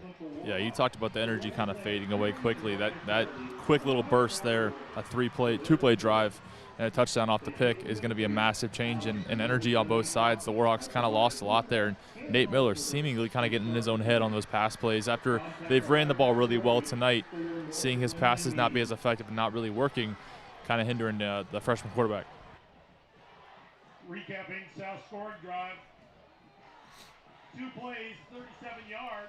Well, I think both teams were a little confused. They lined up opposite sides of the field. They thought it was still the first quarter lineup, but it'll be Cam Hebner and Omar Bangora to receive the kickoff here from Westerville South. Ethan Rosen set to kick it away at the 4:42 mark to play.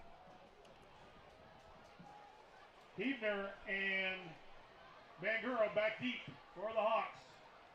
Rosen to put it in the air. So Westerville Central down by 2 touchdowns to Westerville South.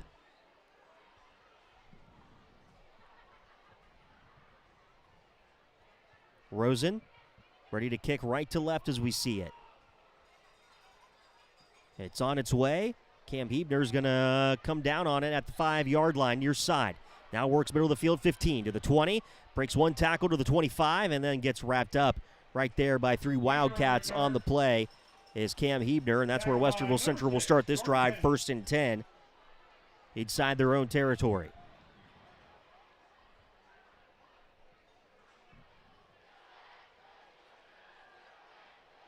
It'll be 1st and 10 from the 26. They'll mark him up to the 26-yard line, where it will be 1st and 10 for the Warhawks. Well, they've had a couple of possessions here, Wes, that have been starting out good. A penalty kicks them backwards, and then they panic a little bit, it seems like. Yeah, I mean, the freshman quarterback playing a big factor in that one. I think that he needs to calm this team down a little bit, rely on that run a little more, like Kevin King Folk, who could work. Miller will hand it off. No, check that. He goes out to the flat to Kevin King Foku, and he's going to be dropped for a loss back behind the line. And that'll bring up second down and long for Westerville Central. 3 on the play. Lauren Vickroy had the tackle for the Wildcats. Vickroy on the tackle for Westerville South. Ball is spotted back at the 23-yard line.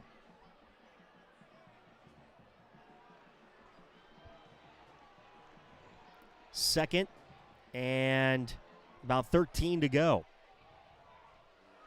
Ball to 23. Omar Bangura in motion from this near side. He'll hand it off. Kevin King-Foku finds a hold of the 25 and gets back to the 26. And that'll bring up third down and 10 for Westerville Central. And it'll bring up 3rd and 9.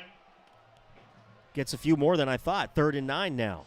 But it's still a long third down for the Warhawks as the clock is ticking away in this second quarter. Under 3:30 to play. And now we're going to have some whistles and stoppage of clock for an equipment issue by Westerville Central.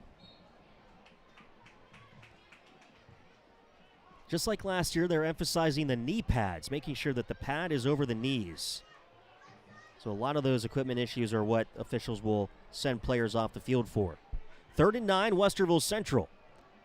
4 receivers bunched to the near side right. Miller flush from the pocket, wants to throw, and it's incomplete. He was looking at the 45-yard line for Julian Bradley, the sophomore wide receiver. He had to come back to it. He fell a little bit, and now there's a late penalty marker down after the play, and it's going to be unsportsmanlike conduct against Westerville South after the play. And that should keep things alive for Westerville Central now. That'll turn into an automatic first down for the Silver and Black. Conduct on Westerville South. So a fresh set of downs for Westerville Central now.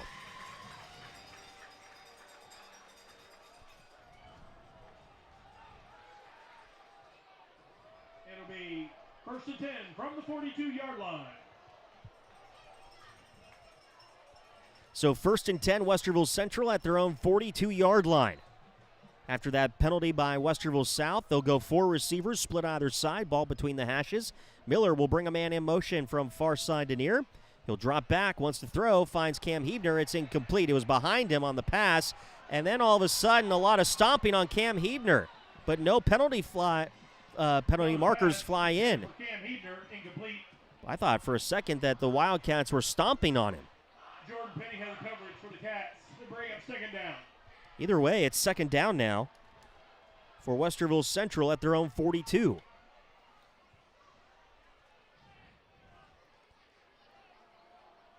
Well, Westerville South had some news in the basketball world. Ed Kalo retired, and Coach Kilmeyer was named the new head coach at Westerville South for boys basketball this week.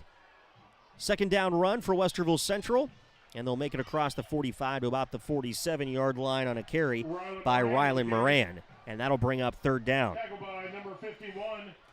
If anyone is familiar with Central Ohio basketball, they'll know that Coach Kilmeyer has been around the South program for a very long time. So he's very familiar with the goals and what the program history is there for Westerville South. So you probably won't see much of a change in the way the competitive balance works for Westerville South on the hardwood. But here on the gridiron, it's 3rd down and 6 for Westerville Central. Miller on 3rd down, flush from the pocket, tries to flip it underneath, and it's incomplete. He tried to go underneath to one of his linemen, Cameron Gilg, the center. And that'll bring up 4th down now for Westerville Central, and the punt unit will come out onto the field. There is actually a penalty marker down.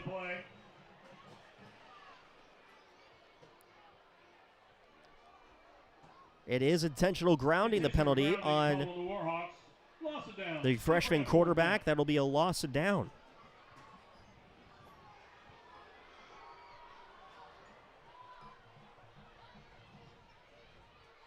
Oh, good point, Wes. Thanks for telling me that you didn't clear the line of scrimmage on that little emergency pass of his. So Westerville Central will punt it away from their own 28-yard line. High snap. Cohen Bus sends it away. It's a great punt, though, and it'll be a fair catch called by Patterson, but it takes a bounce for Westerville Central inside the 15-yard line down to the 14.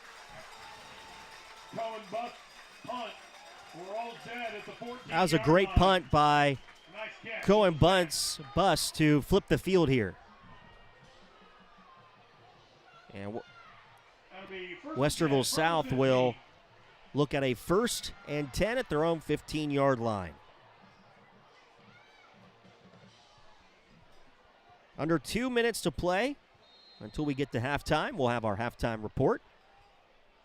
But Skip Mossick will kick us off in the halftime.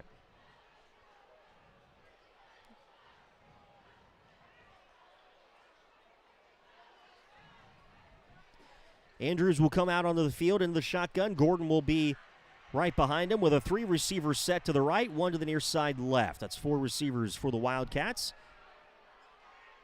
Andrews out of the gun will motion Gordon onto his right side hip. The snap is low. Andrews bobbled it, and it's going to be a sack in the backfield, and a great job by Westerville Central to stay up on the play for Greg Woods to get that tackle. Second down and a loss of 5. And it'll be 2nd and 15 for Westerville South at their own 10-yard line. With just about 90 seconds to play until halftime.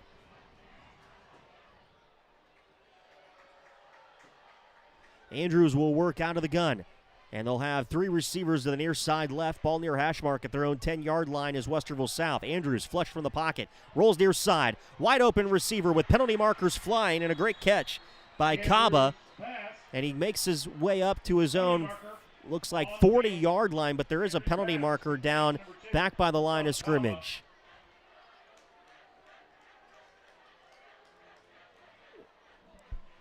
Ineligible man. They signaled Westerville Central. Well, that can't be right.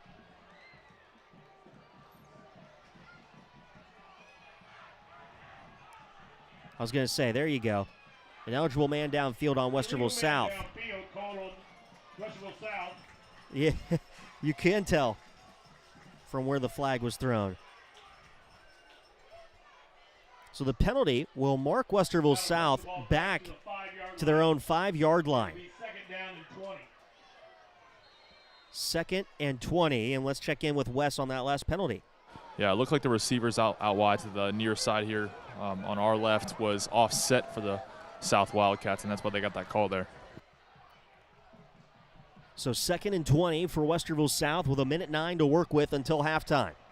Andrews out of the gun. Play clock at 6.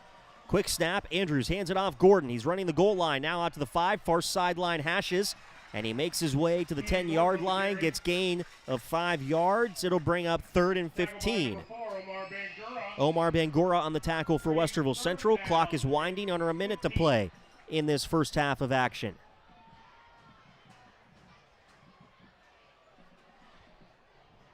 We'll make sure that we catch Coach Frankie going into the locker room here. We'll try to make sure that Wes has some time to grab him before we head into our halftime report.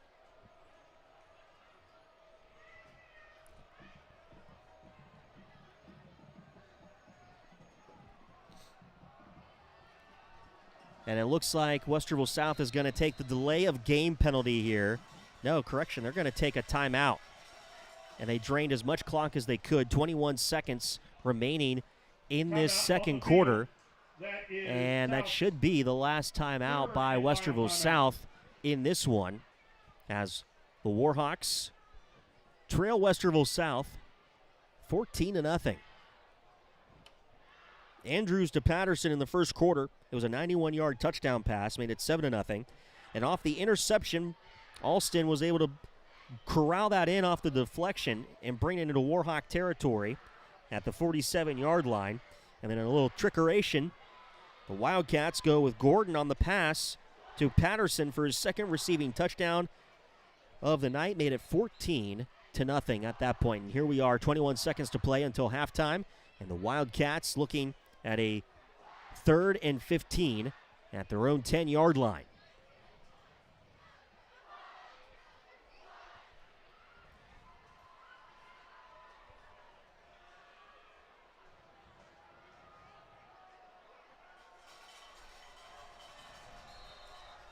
Andrews will work out of the gun. One back in the backfield, two receivers to the far side right, one near side left. They're going to hand it off, and that's a new running back, Jalil Armstrong, and he's going to be wrapped up by several Warhawks on the play. He's going to get maybe a yard or two on the play, and that should wind us down to the halftime break. And it looks like it is going to do just that, as the Warhawks are able to hold the Wildcats there a little bit. And they are at their own 12-yard line, and that will take us to halftime as the Wildcats and the Warhawks in a battle. It's Warhawks trailing the Wildcats 14-0 as we head into the locker room, and we'll send it down to the field with Wes Minke with Coach Frankie. Yeah, joining alongside Coach Frankie here. Some good improvements there from your offense. They played well a little bit with those big pop plays, getting Kevin King-Foku and Omar Ben-Gur involved early. How do you keep that game plan rolling in the second half? Listen, man, we just got to keep handing him the ball. He's doing great things. We're shooting ourselves in the foot, man. We're just, now we're sustaining a little bit, but as we start to get down there and late into the drive, we're getting a holding call, putting ourselves behind the sticks, and that's just not going to work. Defensively, you guys are playing well as well. That one big pop play, 91-yard pass to open the scoring. How do you eliminate those big pop plays but keep playing consistently defensively?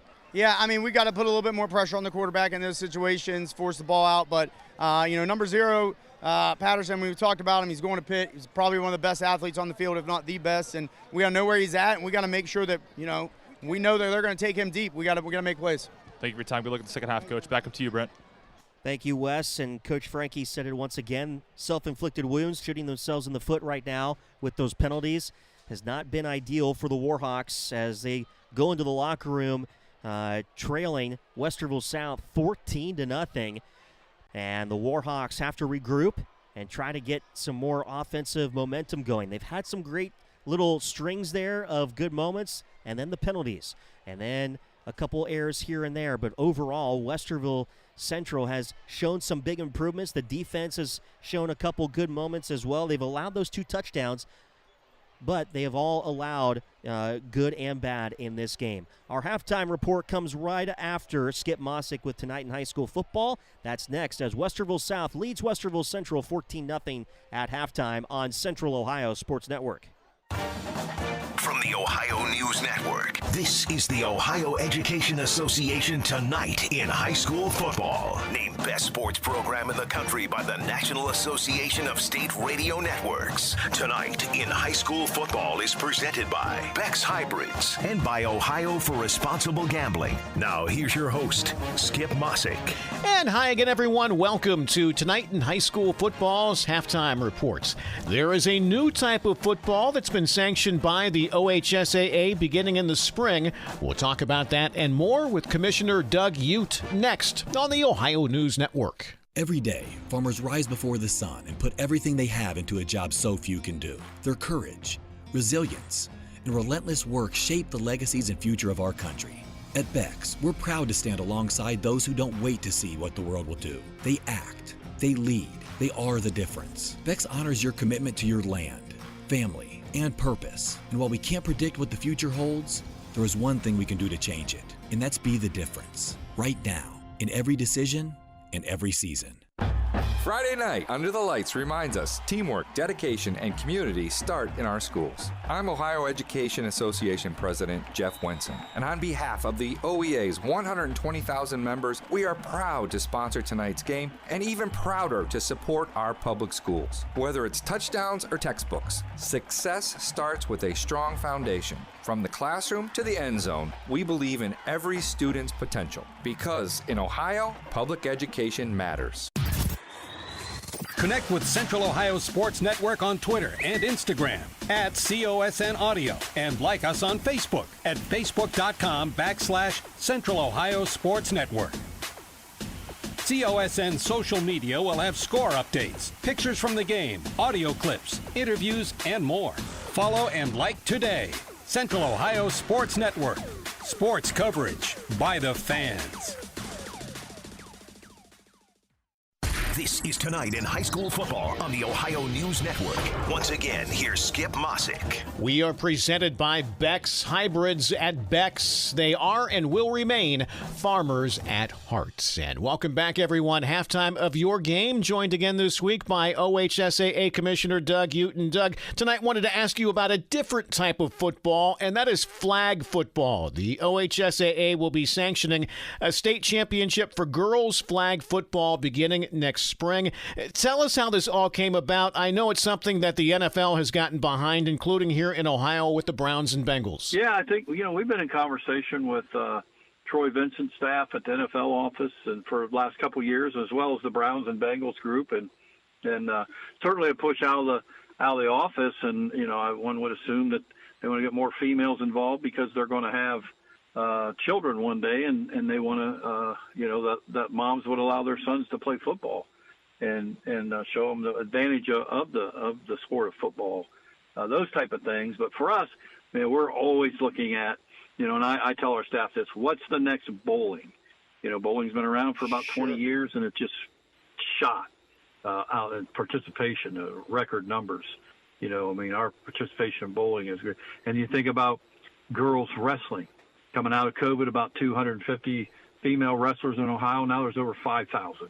And so, this is what flag football, particularly in Northeast Ohio, started with 20 schools, and they're up over 70 just in a couple years. And certainly the Columbus area is an untapped market for them, which the Browns and Bengals are going to concentrate a lot on, and with our help. And I really think if you look around the country at what some of the other states, Georgia's close to 500 schools doing it now. And so that opportunity for young ladies to participate in flag football is exciting for us to bring on. But it really gets exciting when you talk to the young ladies who are doing it right now. There's so much energy in that group of athletes that have been doing this for a couple of years. It's fun to see, and it's going to be fun to watch this spread. Doug, we saw some pictures from an event in Canton regarding this earlier this summer. Was it as well received as it appeared? Yes, I'll tell you. There was about 40 young ladies, Skip, that I was talking with up there that to a team. I mean, they were just so excited about the growth of what they've seen, because some of these schools have been doing it for a couple of years, and they're excited that other schools around them are doing it. So that they can have that. And then, they're really, the girls from Camp McKinley were so excited about, they're really trying to get to play their games in the Hall of Fame. And cool. I think that most likely will happen. And so they get treated like the boys, is what one of the girls said. But when you talk to them about the benefits of what they're doing, how fun it is for them, there's nothing better than to see the smiles on the faces and the energy that kids have and the passion for a sport, and that's certainly there with the girls' flag. Well, Doug, last thing. Earlier this month, the OHSAA awarded $200,000 in scholarships. Wanted you to talk about that a little bit, as well as over $1 million donated to member schools to help assist with items needed for schools' athletic departments. I mean, you're an old school administrator. Tell us about that and what some of this money is going to be used for. Yeah, well, it's just to, we're a nonprofit organization, Skip, that can't share in profits, but we can assist our schools with their mission and our mission, and so I've been an athletic director, and when you get a $1,200 check or a $2,000 check from the OHSAA to help offset the cost of providing sports to your school, I'm sure that's welcomed, and we wrote 815 of those checks, $1,250 this year. Last year was $2,000. But really, what you had mentioned there, too, 200 $1,000 scholarships out to our student athletes. It is a true scholar-athlete award, and so it's based on your academic performance in the classroom and athletic accomplishments. And so, we're really excited to, we've extended that from about 100, and at one time it was 120, then 160, and now 200 of those scholarships out. And it's really nice to be in a position to do that. OHSAA Commissioner Doug Ute. Doug, we always appreciate your time. We'll touch base later in the season, okay? All right, Skip. Appreciate all you do for high school athletics. And we'll be back on the Ohio News Network. Vex recognizes this week's Player with Heart, Reagan Schnipke from Elgin High School, for her commitment and passion on the field and within the farming community. I love being a part of a team where we can work together in order to achieve our goals and win, obviously. I also like independent sports like cross country and track because they're individual and I like competing for myself. Reagan brings that same winning attitude to FFA. And I really like it and I learn a lot and it's a lot of good experience. Job interview taught me a bunch of stuff. And I'm also a student officer for FFA and it's taught me a lot with public speaking. And maybe the greatest lessons are learned in agriculture. Agriculture has brought many aspects to my life. It has taught me that teamwork, hard work, responsibility, time management, and determination is needed to succeed in life. At Bex, we are and will remain farmers at heart. This is ONN. Our thanks again to OHSAA Commissioner Doug Ute for joining us tonight. Enjoy the second half of your ball game. I'm Skip Mossick on the Ohio News Network. This has been the Ohio Education Association Tonight in High School Football. Presented by Bex Hybrids and by Ohio for Responsible Gambling from the Ohio News Network.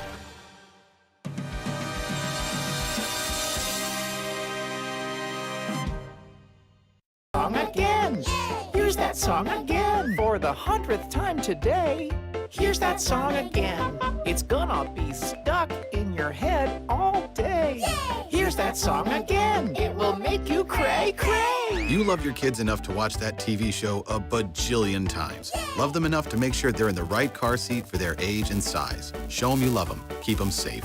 Visit nhtsa.gov/the right seat. Brought to you by the National Highway Traffic Safety Administration and the Ad Council. I'm Pro Football Hall of Famer Paul Warfield. There's just one place where students are students first and athletics are played with purpose and perspective. That place is your local high school. High school sports help young people become confident leaders and role models and use the skills developed today to do even bigger things in life tomorrow. High school sports, a winning part of a complete education. This message presented by the Ohio High School Athletic Association. I'm a pretty great multitasker. I can wash dishes and do laundry. I can roller skate while walking my dog. I can even order lunch while doing my homework. But I can't use my phone while driving. A distracted driver is one of the leading causes of death in the United States. So when it comes to driving, please, don't be a multitasker. Don't drive distracted. A message brought to you by the National Highway Traffic Safety Administration, Project Yellow Light, and the Ad Council. Connect with Central Ohio Sports Network on Twitter and Instagram at COSN Audio and like us on Facebook at facebook.com/Central Ohio Sports Network. COSN social media will have score updates, pictures from the game, audio clips, interviews, and more. Follow and like today. Central Ohio Sports Network. Sports coverage by the fans.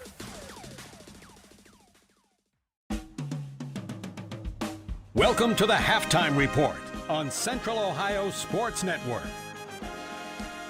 Halftime score here from Warhawk Field, 14-0. Westerville South is leading Westerville Central. Welcome back inside our Halftime Report. Brent Ford and Wes Minke with you.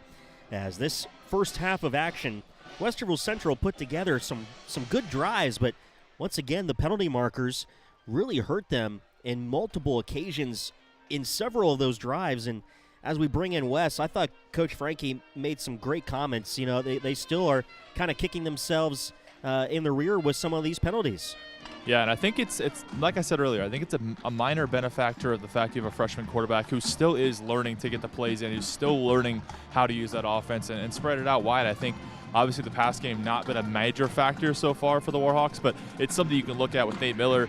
You got the talent out wide with Cam Hebner. You got the talent with Omar Bangura. You've seen Kevin King-Folk who can run the ball pretty well. We saw last week a little bit of Kajai Johnston. So I think there's a lot of pieces Central can use, and I think it's just finding the right way to use them at the right time is going to be the biggest factor for the Warhawks moving forward. And for this game, hopefully they can find that quick. And I feel like there are multiple instances in this game where maybe you should lean more heavy on the run game. You're looking at second and long and third and long, run the ball. Don't try to force anything with you're a freshman quarterback right now. He needs to learn some of the situations. And so maybe it comes down to decision-making, not only by players but coaches as well. Coach Frankie talked about it last night in his Josh Frankie Coaches Show that, there were some moments in the first week that he wanted back. Maybe some of the decision-making he made did not line up with what he actually wanted to do. So maybe that's still something that's playing in his mind. He knows the ability of his players, and maybe he's just maybe overthinking some of these moments. But otherwise, I really liked a lot of the play calling tonight, really giving Kevin King-Foku a chance to shine. The offensive line giving him some opportunities and some of those gaps. I really like the way that he runs the football. I think it's outstanding. Yeah, and I think you could add in the factor of Nate Miller as well with his legs. He proved on that one rush he had about 8 yards out wide. I think if you can get him and Kevin King-Foku working, kind of use Kajai Johnson and Omar Bangura as a change of pace backs, I think that changes the game plan for the Westerville Central Warhawks. It also gives them a chance to kind of move around and play some out wide ball as well. You can put Omar Bangura in motion. We saw him, obviously, he had that punt. You can use him in the special teams game as well. So there's so many different ways you can use these playmakers. I think the Warhawks have to find the right recipe, and I think so far they've seen it at least play out with Kevin King-Foku, the action they can move with him, and then obviously his power running game as well. He's, like I said, he's a Derrick Henry type of player. He's a big boy. He's your workhorse back. Kajai Johnson, kind of that change of pace. Throw him in there for a couple third and shorts and see what you can do with him. Defensively, Westerville Central has played really well as the offense has, but they've allowed a couple of those big play opportunities, and Westerville South has capitalized on those opportunities. They got 2 touchdowns on the board that prove that, but the defense, I think, has improved from week 1, Wes, and I think if they continue to work together and stay on that same page, that they're on track to get some big stops in the second half. Yeah, and I think, like I said, the more the South runs the ball, the more that we can stop that quarterback run and that run game in general, the more that pass game is going to open up for them. As long as you drag those safeties down into the box, it's going to allow for those corners to kind of play on an island. That's what we saw with that 91-yard passing touchdown play for Westerville South. Is they kind of dragged those safeties down into the box, left those receivers and those corners one-on-one wide open outside. And I don't think that's a matchup that the Westerville Central Warhawks are going to win very often with a lot of youth experience on those corners. It's 14-0 here at halftime. Westerville South leads Westerville Central. We're going to take a break. We'll have more of our halftime report as we continue from Warhawk Field here on Central Ohio Sports Network. This has been the halftime.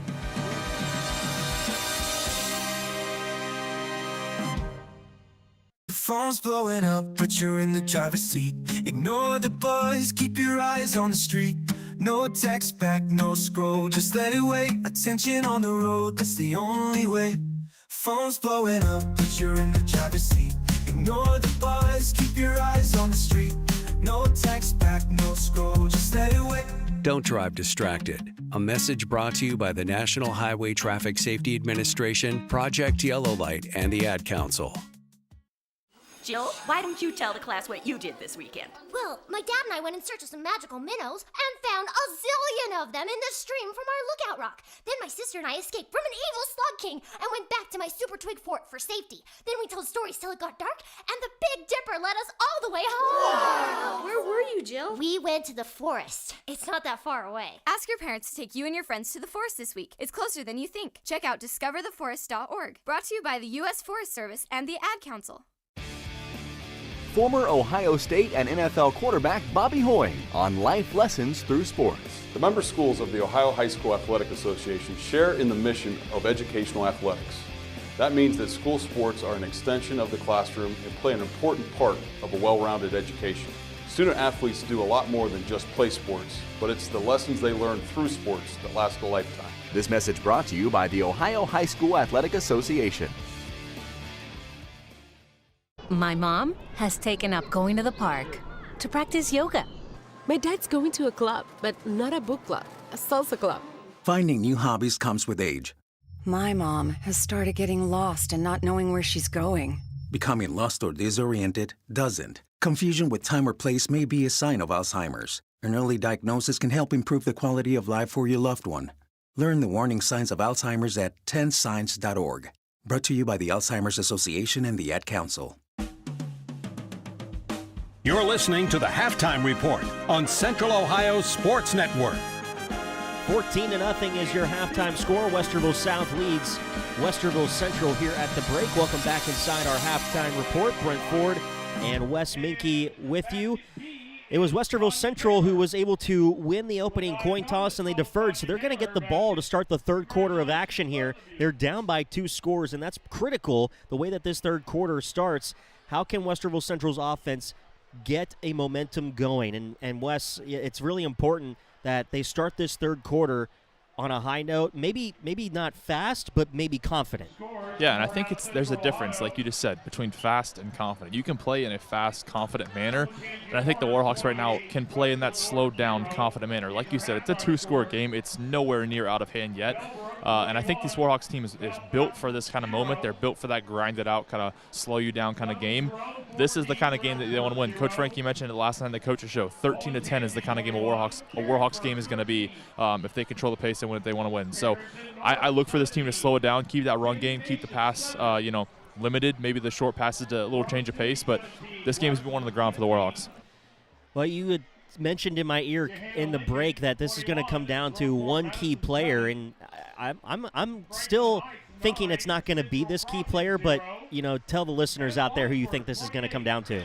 Yeah, I just said I think there's a key that the Warhawks haven't really unlocked yet, and we mentioned Coach Frankie did week 1 before the North game, and he talked about Kajai Johnson. I think is the one factor the Warhawks can start to use and really be a change of pace out of the way Kevin King-Foku runs. They're both obviously big running backs. They're both big guys, but there's just something different about a little speed with that power game, and I think Kajai Johnson provides that. So I wouldn't be surprised if the Warhawks get involved and maybe look for a touchdown. 14-0 is your halftime score. Westerville South leads Westerville Central, and I should have listened to my at-home producer about grabbing a hoodie for tonight. The temperature dropping a little bit. Usually it's August, and you think high school football week 2, you're going to be a little warm. Usually I'm up in the crow's nest here, having a towel to wipe my face off because I'm sweating so much from the heat. But tonight it's jeans, and I should have listened. I should have grabbed that hoodie. It's getting a little chilly up here, and that's probably a great feeling down on the field for both these teams as the second half is going to be getting started here very soon. Westerville South and Westerville Central are about to get this second half underway here from Warhawk Field. And when you think about it, Wes, these are what big moments are made of. This is where you get to prove what those 10 months in the offseason is going to add up to. All that time in the weight room, you have an opportunity here. You're down 2 scores to one of your in-town rivals, and now we're going to see how does that help the Warhawks come back in this third quarter, and it's going to be that weight room, right? Yeah, I think this is a Coach Schaefer kind of game. Yeah. He wants them to push the line of scrimmage. He wants them to win both sides, and I think that's the critical factor for this Warhawks team. We mentioned it's going to be a ground and pound game. They don't have the skill yet to throw it out wide and kind of move the ball downfield in that sense. It has to be a ground and pound game, and I think the Warhawks, it favors them right now in that system. 14-0 halftime is coming to an end. Second half next on Central Ohio Sports Network. This has been the Halftime Report on Central Ohio Sports Network. I love playing sports, especially for my school. And that's because school sports are special. It's where it's safe to fail. It's where we're taught resilience, where our fear becomes confidence. It's where we learn to get back up after every fall. School sports are where 7.8 million students go from I can't to I can. This message presented by the OHSAA and the Ohio Interscholastic Athletic Administrators Association. Connect with Central Ohio Sports Network on Twitter and Instagram at COSN Audio, and like us on Facebook at facebook.com/Central Ohio Sports Network. COSN social media will have score updates, pictures from the game, audio clips, interviews, and more. Follow and like today. Central Ohio Sports Network. Sports coverage by the fans. This is the home of the Westerville Central Warhawks, Central Ohio Sports Network. Well, the second half is getting close as they play that famous chicken dance here at the stadium. Westerville Central trailing 14-0. They're going to get the ball to start the second half, and that was actually the quickest halftime, I think, that I've ever seen by the marching bands and by both teams. They were out here with 4 minutes to go on the clock, and they always add 3 minutes for the warm-up when it hits 0, so it's usually a 23-minute halftime.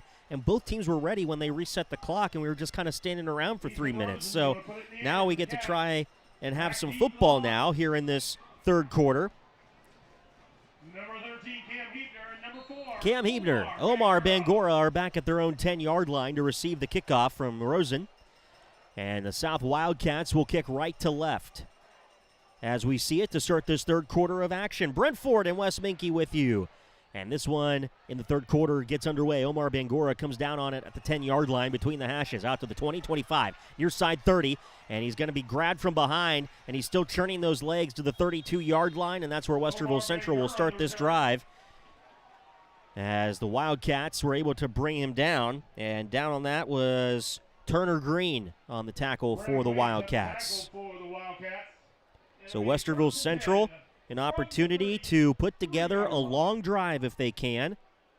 11:50 to play here in this third quarter. And the Warhawks are actually going to be spotted out to the 33-yard line, where it'll be 1st and 10 for the silver and black.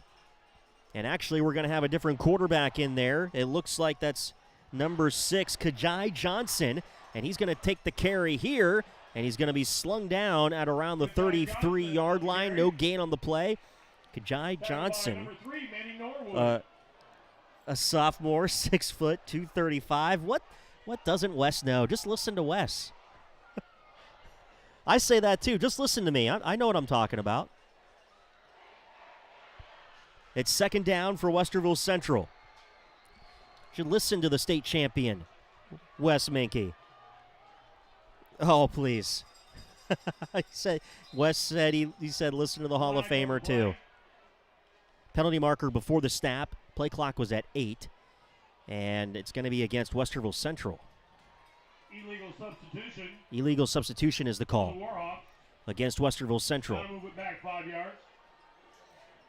It'll be 2nd and 15. Well, big thanks to Westerville Central for, in the spring, inducting me into the Alumni Hall of Fame. That was just one of the greatest honors I've ever had.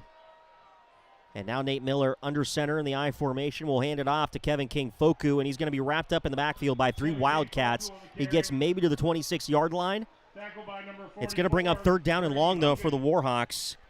And then once again, those penalties just really hurting the Warhawk offense momentum here. They get the ball to start this third quarter, and now they're playing behind the sticks once again. They're spotted back at their 27-yard line.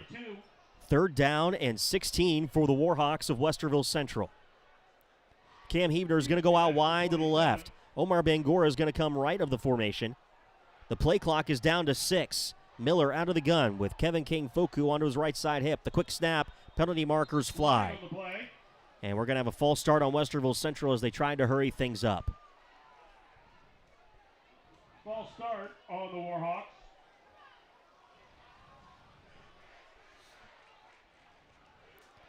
So that'll put the ball back at the 22-yard line.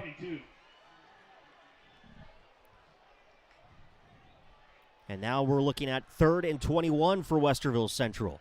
Back at their own 22. Again, miscommunication about the formation. Running around, and now the play clock at 10. Miller takes the snap. Rolling out to his left with the blitz. Under pressure, throws across his body into traffic, incomplete. He was looking at around the 25-yard line for Cam Hebner, and there were several red jerseys in on the play, and that's going to bring up 4th down and 21 at their own 22-yard line for Westerville Central, and the Warhawks are going to have to punt this one away. And Wes, what'd you see down there? Yeah, we got a very animated version of Coach Frankie. He is not happy with the way this team's set up. Back-to-back plays, the guys in the wrong spots, and Coach Frankie not taking a liking to that.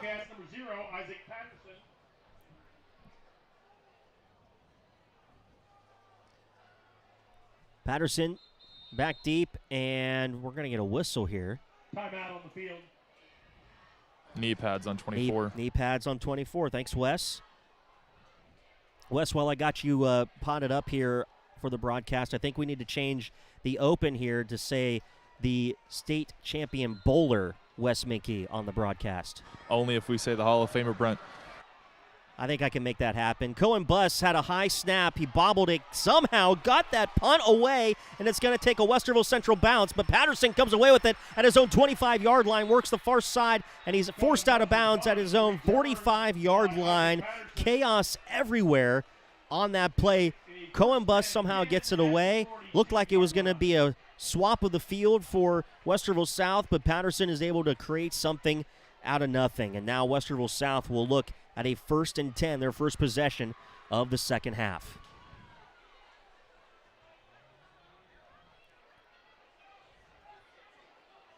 Patterson, probably like Coach Frankie said, most talented player out there on the field, and he showed it right there. 1st and 10 for Westerville South. And they'll run it with Andrews up the middle. And he'll get a few on the carry. Tackled by number 27, Devon Lipsey. Devon Lipsey on the carry. It's going to bring up second down and about 3 at their own 49-yard line, Westerville South.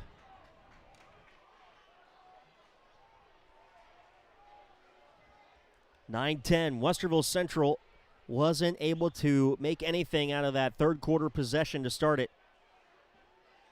That has to be frustrating. The penalties just hurting themselves. 3 receivers, 2 to the far side, right far hash mark. Gordon the carry up the middle, and he's brought down on the play. Great tackle by Westerville Central. That was 27, Devon Lipsey, who's had a big night on the defensive side for the Silver and Black. Brandon Williams on the carry. Play gain of 1 to the midfield stripe. It'll be 3rd and 2 for Westerville South. And so the question again, can the defense of Westerville Central get off the field here on 3rd down? Can they stop the Wildcat offense? Andrews will go into the shotgun. They're going to bring 3 receivers to the near side left, ball far hash mark. Gordon to the left hip of Andrews. The snap, pressure coming. Andrews keeps it. He's going to be brought down by Lipsey. He's going to get to the Warhawk 49-yard line. He's going to stop him by 1. Are they actually going to give him the 48? No, it is going to be 4th down at the 49-yard line. I was going to say he was definitely short of that. And it'll be 4th and 1 for Westerville South. Andrews is still out there on the field. Substitutions come in for both teams. And a big 4th down here. Can Westerville Central get a stop? And last time we saw something like this, it was Andrews who kept the ball on the carry. And Andrews is going to go into the shotgun. The play clock is at 2. He's running out of time. And he's going to lose time, and they're going to call timeout on the far sideline. Coach Callan said, hey, we took way too much time to develop that. We need to burn a timeout here. And they will with 7:34 to play in this third quarter. 14-0. Westerville South leads Westerville Central. And Wes, I can't emphasize enough how important this 4th down stop is going to be. Yeah, it's going to be massive, both for the energy of the Warhawks and getting that Hawks nest back into it, this home sideline back into it, but also just getting off the field. I saw a lot of players on this Warhawks sideline down here kind of throwing with the money symbol there for that 3rd down play. That's the money down. I think Coach Frankie can't emphasize that enough. And just getting off the field here, Coach Haar, I'm sure, feels the same way, but these money downs, Warhawks have to get better at getting off the field in an efficient manner. Coach Haar, the defensive coordinator for Westerville Central, has spent time in the coach's box to start the year. And it's 4th down and 1 at the Warhawk 49 for Westerville South. Andrews out of the gun. Andrews, the quick snap, keeps it onto the right side, has plenty of room to the 45 and brought down at the 40. And he was brought down on the play by Warden on the play. And now there's an injured Warhawk down at the line of scrimmage. And that's going to be a tough one because that's a senior. If that is, it is number 54, Noah Mitchell, the senior D lineman. He's getting attended to by the training staff. And they're going to help him up. And he's going to gingerly walk off the field on his own. But that's one player that Warhawks cannot afford to lose right now. Noah Mitchell, a key part of that Warhawk interior. But on 4th and 1, it was Westerville South that converted. And now they have a fresh set of downs in Warhawk territory at the 40-yard line. 1st and 10, 7:23, third quarter. Andrews the snap. Hands it off. They'll run it up the middle. And he breaks free out on the right side, 30, down to the 20, 15, 10, breaking a tackle inside the 10-yard line.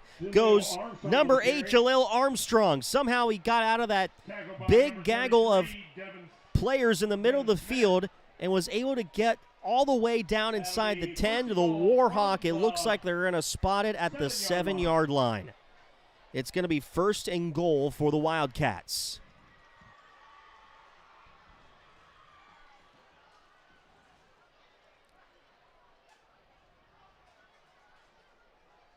First and goal at the Warhawk 7-yard line for Westerville South. Ball far hash mark, 2 receivers out wide to the right. They'll hand it off, and that is Armstrong once again. Gets inside the 5 this time, and he's down to about the 3 or the 4. I think it's going to be the 3, but it's going to be 2nd and goal for the Wildcats. It'll be 2nd and goal from the 4. That was a big-time run by Armstrong. And big play, break free for the Wildcats there. 2nd and goal at the 4 for Andrews out of the gun. Pressure coming up the middle. Andrews keeps it himself, dives toward the end zone. Touchdown Wildcats. Evan Andrews on the carry.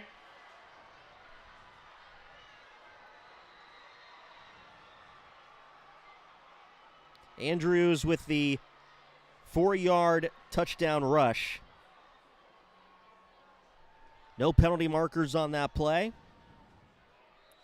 And Westerville South now up 20-0 to Westerville Central. Out of the hold of number 11, Evan Andrews. Andrews to hold. The extra point by Rosen. Snap is back. Hold is down. Kick is up. And it just sneaks in on the right upright, making it 21-0 Westerville South.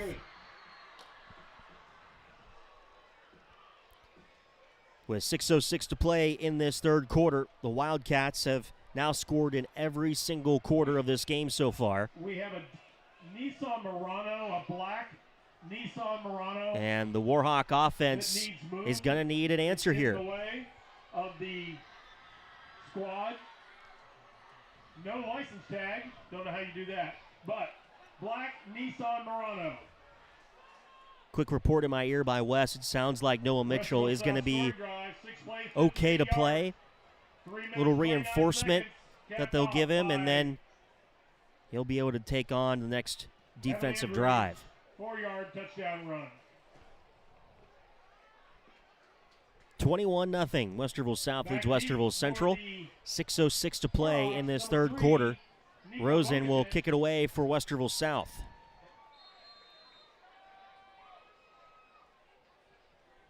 And Cam Hebner. Cam Hebner is back deep to receive the kickoff.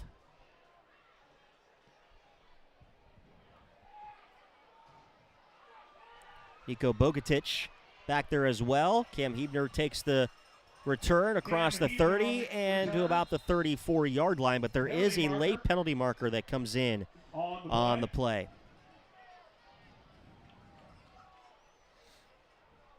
Tackled by number 23, Eric Smoot.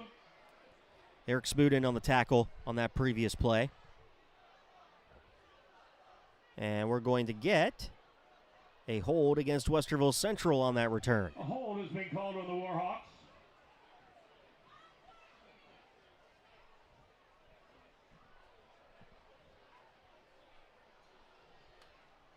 The ball will be spotted at the 21-yard line now of Westerville Central to start this next drive.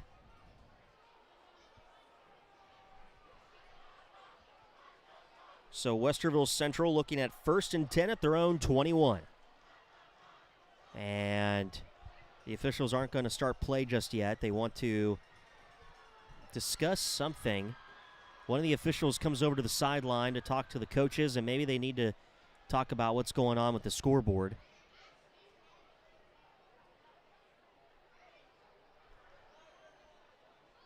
Right now the clock is at 5:27. They're actually going to change it to 5:31.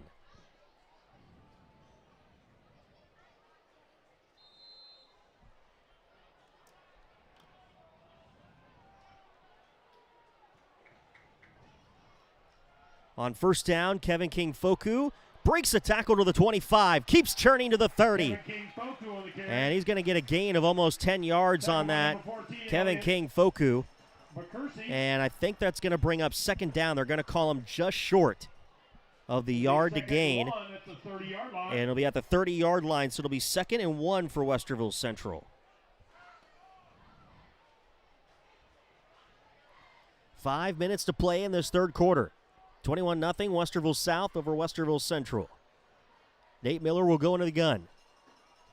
Rylan Moran onto his right side hip. 2 receivers out wide to the left. Omar Bangura in motion. They want to go deep. They're looking for Cam Hebner, and it's incomplete. Several yards in front of Cam Hebner was the pass, but in on the coverage for Westerville South was number 21, Jamari Alston, who had that interception earlier. And now that turns into third down and 1 for Westerville Central. Nate Miller, yeah, you're right, Wes. There's a little bit more arm strength there than I think we realized. He was able to launch that ball pretty far. On 3rd and 1, Miller goes under center, takes the snap, hands it off Kevin King-Foku, and he's going to get to the 32-yard line. He got wrapped up pretty hard.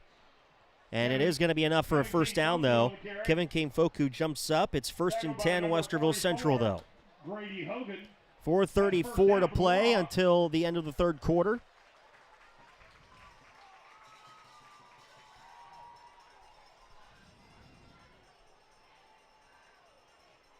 Miller will go under center. 3 backs in the back. Kevin King-Foku is back there. They hand it off to Kevin King. Finds a big hole to the 35 and tripped up to the 40. Patterson picked him up.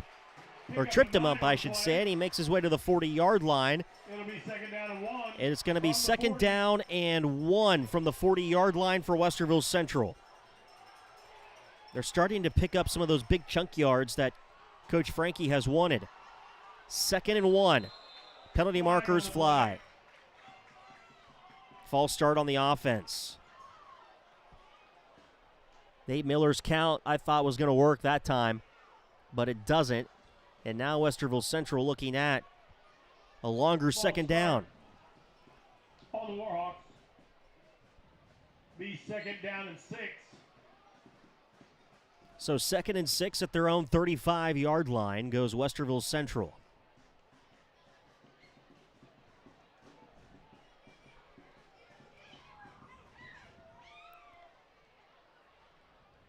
Miller out of the gun. 2 receivers to his far side left. Kevin King-Foku, the handoff across the 35.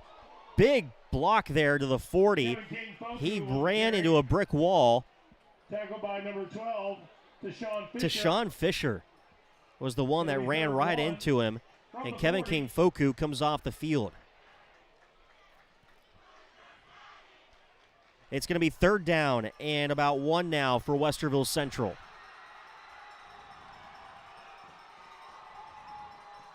Hebner's going to go out wide to the left. 2 receivers to the near side right. Miller into the gun. Now Omar Bangura in motion. They'll hand it off in the backfield to the 40, all the way down to the 45-yard line. Rylan Moran on that carry for Westerville Central. And he makes his way to the 45. It'll be a fresh set of downs for the silver and black. It'll be 1st and 10 from the 45. Long drive. Keep it rolling. It's 2:35 on the third quarter clock. Down 21-0. Nate Miller out of the gun. 2 receivers to his right. Rolling to his right. Design quarterback keeper makes his way to the midfield stripe and into Wildcat territory at the 49-yard line. Pickup of 6 yards brings up 2nd and 4 now. Gain of 6 on the play. 2nd down and 4 from the 49. 2nd down 4. Kevin King-Foku still on the sideline. It's being attended to by the training staff. Nate Miller hands it off to Rylan Moran up the middle. Gets into Wildcat territory even deeper to the 40-yard line. That'll be a first down for Westerville Central. Starting to get a little nice push by that offensive line. Kevin King-Foku all taped up and ready to get back out there at the earliest time. A little bit of movement on the line, but no jumping off sides. Miller on 1st and 10. Hands it off. Rylan Moran comes to the near side 40 and stumbles his way down to the 30, looks like 7-yard line. It'll bring up 2nd down, and Kevin King-Foku heads back into the game. 2nd down from the 37-yard line. 2nd and 6 for Westerville Central. Cohen Bus to the right side of the formation. 3 backs in the backfield. Foku is one of them. Miller under center. 2nd down, they hand it off. Kevin King-Foku to the 35. Breaks a tackle to the 30 and tripped up just inside the 30 to the 28-yard line, where it'll be 1st and 10 for the Silver and Black. That'll be a 1st and 10 from the 29. Wes telling me that Kevin King-Foku got the hands taped up, had gloves on, now does not.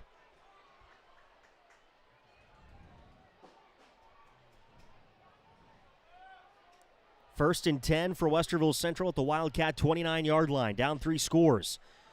Miller wants to air it out.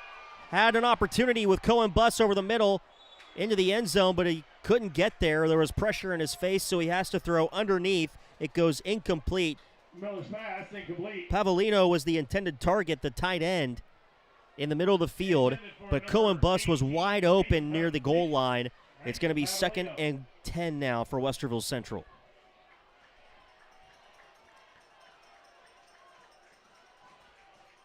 Second and 10 at the Wildcat 29-yard line for the Warhawks. 3 backs in the back, toss it back to Kevin King-Foku, works to the near side, stiff arm, jumps, and he makes his way to the 25-yard line, but there is a penalty marker down on this near side. And you can see the coaches for Westerville Central shrug the shoulders, and it's going to be against Westerville Central. Illegal block in the back by Westerville Central. Let's go down to Wes Minke, who saw what was going on with Kevin King-Foku. Yeah, it looked like when he got taped up on that wrist in the hand area, kind of higher up on the hand, he shed the right hand glove, which is his dominant hand, it appears. So maybe a little something to look at if, they're trying to get involved in the pass game. A 1 glove for Kevin King-Foku. 2nd down and 20. Clock winding down. 7 seconds to play in this 3rd quarter. 4 receivers bunched, far side to the left. Hebner alone to the near side. Clock expires. Miller throws. Caught by Cam Hebner at the 20-yard line, and he makes his way down to the 16. It'll be a 1st down for Westerville Central. On a big 2nd and 20, the Warhawks convert. That's the end of the 3rd quarter. And Westerville Central will be down 21-0 after 3 on Central Ohio Sports Network.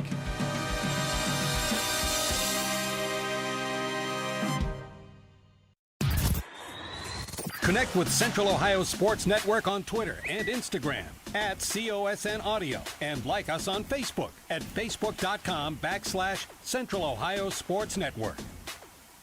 COSN social media will have score updates, pictures from the game, audio clips, interviews, and more. Follow and like today. Central Ohio Sports Network. Sports coverage by the fans.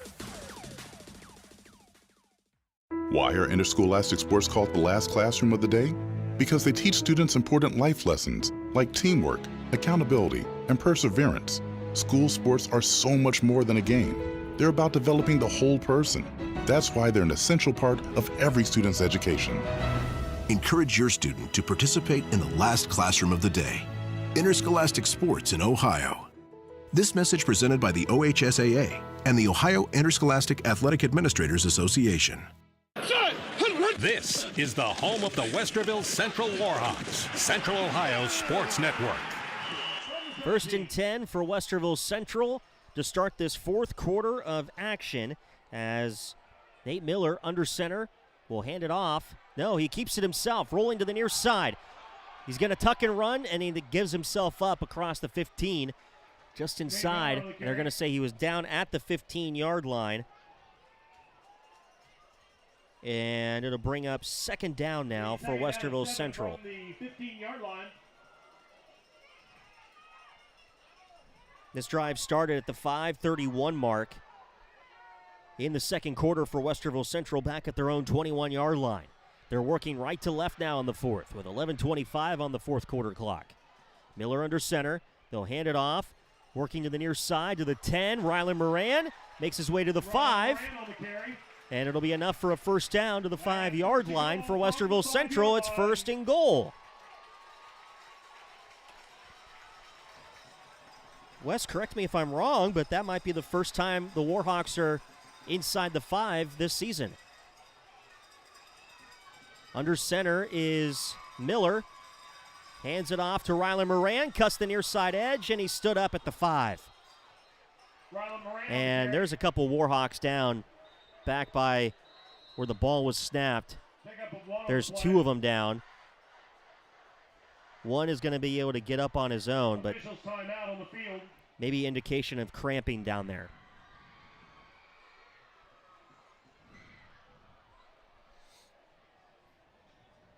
Mohamed Bangura is the one that's down for Westerville Central. Looks like it is just a cramp. They're stretching out the legs down there. And with the injury timeout complete, he'll come off the field. 10:45 to play in this one. Westerville South leads 21-0. Brent Ford and Wes Minke with you here from Warhawk Field. Week 2 of the high school football season. We'll take a moment to remind you that coming up on Thursday night will be the Josh Frankie Coaches Show. Location to be determined. The original schedule I had us at Carrabba's at Polaris for multiple weeks, but the Touchdown Club was able to change that up last week, or this week I should say. The snap back. Johnson takes the direct snap across the 5, and he's brought down at around the 2. The 2-yard line. Kajai Johnson brought down there at the 2. It's going to be 3rd and goal now for Westerville Central. This is going to be the 17th play of the drive. A very long drive with 10 minutes to play. Miller will go under center. 3 backs in the backfield. They'll hand it off to Rylan Moran, and he's going to be stopped at the 4. They might give him the 3, and it's going to bring up 4th down.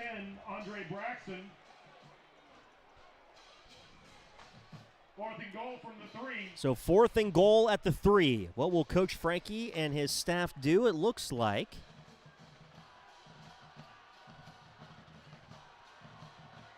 they're going to go for it.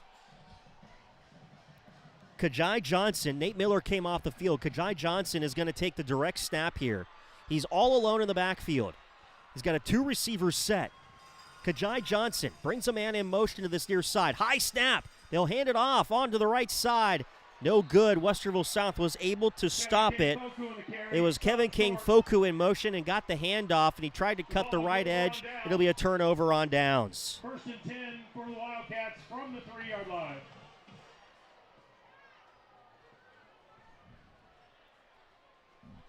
Kajai Johnson could not get it done with his 2 opportunities. But Westerville Central, that was a long drive. That was 18 plays. It started at their own 21-yard line, and they got down to the South 3.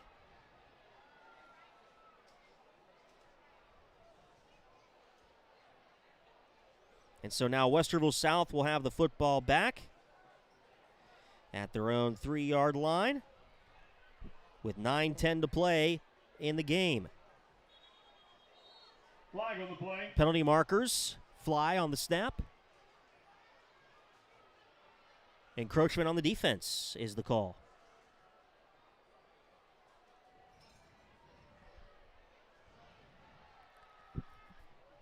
Offsides on the Warhawks. Well, the Red Army over there, the student section, has the flashlights on, singing goodbye to the Hawks Nest across the field. 1st and 5 for the Wildcats. Andrews up the middle. And he's going to have enough for the first down to the 15-yard line, if not the 16. Andrews on the carry. Moise Crozier on the tackle. That's a first down for Westerville South. You can tell that the Warhawks are not giving up, even though there's 8:50 to play. You're down 3 scores. And there's going to be a lot of, we need to get the ball out of the hands of Westerville South. Andrews will go out of the gun. 3 receivers near side right, South working left to right as we see it. Penalty markers fly before the snap. Encroachment on the defense. They were jumping on that one, Westerville Central. 8:31 to play. 3-score game.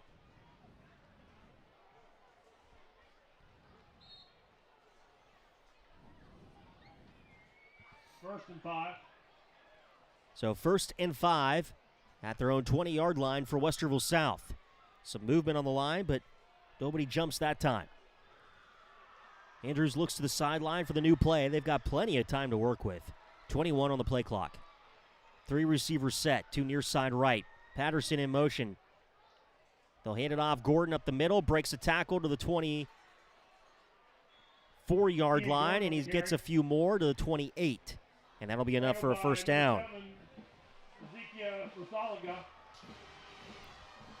Under 8 to play now in this 4th quarter. That's a first down for South from the 28.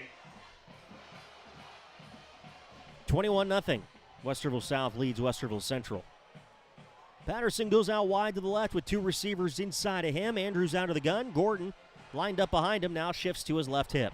Play clock down to 8. The snap, the handoff, Gordon follows his blockers to the near side 30, 35, 40, near sideline 45, cuts to the numbers 50, and then down into the Warhawks 45-yard line will be Eden Gordon, and that'll result in another Westerville South first down. And an injured Wildcat on the play. Cameron Patterson will be down on the field, and he will be attended to by the Westerville South athletic training staff. 7:18 to play here in this one. In the postgame, Wes will talk with head coach Wes Minke will talk to head coach Josh Frankie. I did that in the pregame too, didn't I, Wes? I'm struggling with the names tonight between you two. Wes Minke and Josh Frankie will have a postgame discussion. 7:18 to play in this one.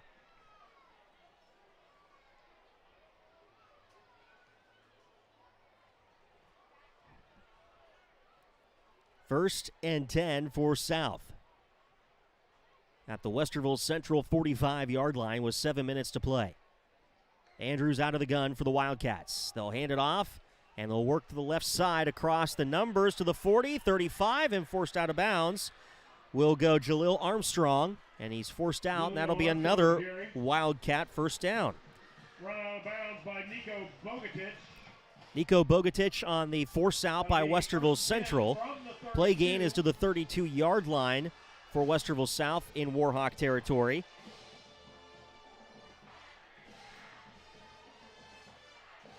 First and 10, Wildcats. 2 receivers out wide to the left, 2 to the near side right. Ball far hash mark, working left to right. Andrews out of the gun, and Gordon will work onto his right side hip. A man in motion, far side to near side. They'll hand it off Gordon up the middle to the 30-yard line.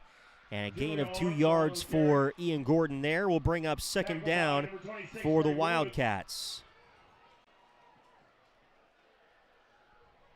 Gain of 2 on the play. It'll be second down and 8.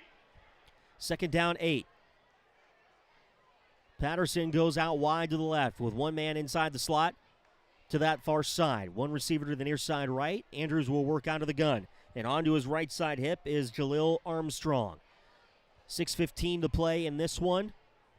Fans have slowly trickled out of Warhawk Field here in the last couple of minutes. Patterson in motion. Armstrong the carry. Gets to the 29 of Westerville Central. Armstrong on the carry. And that'll bring up third down. Be 3rd down and 7 from the 29.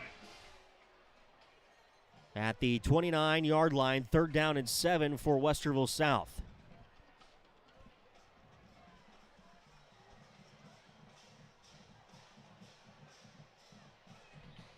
Clock rolling down, 5:30 to play.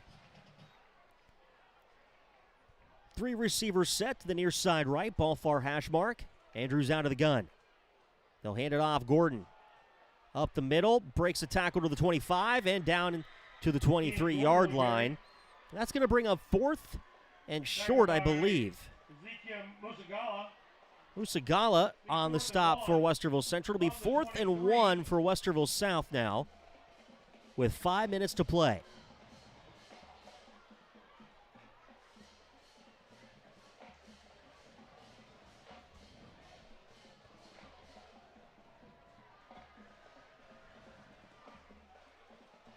Out of the huddle, Patterson will come alone to the near side right, ball far hash mark.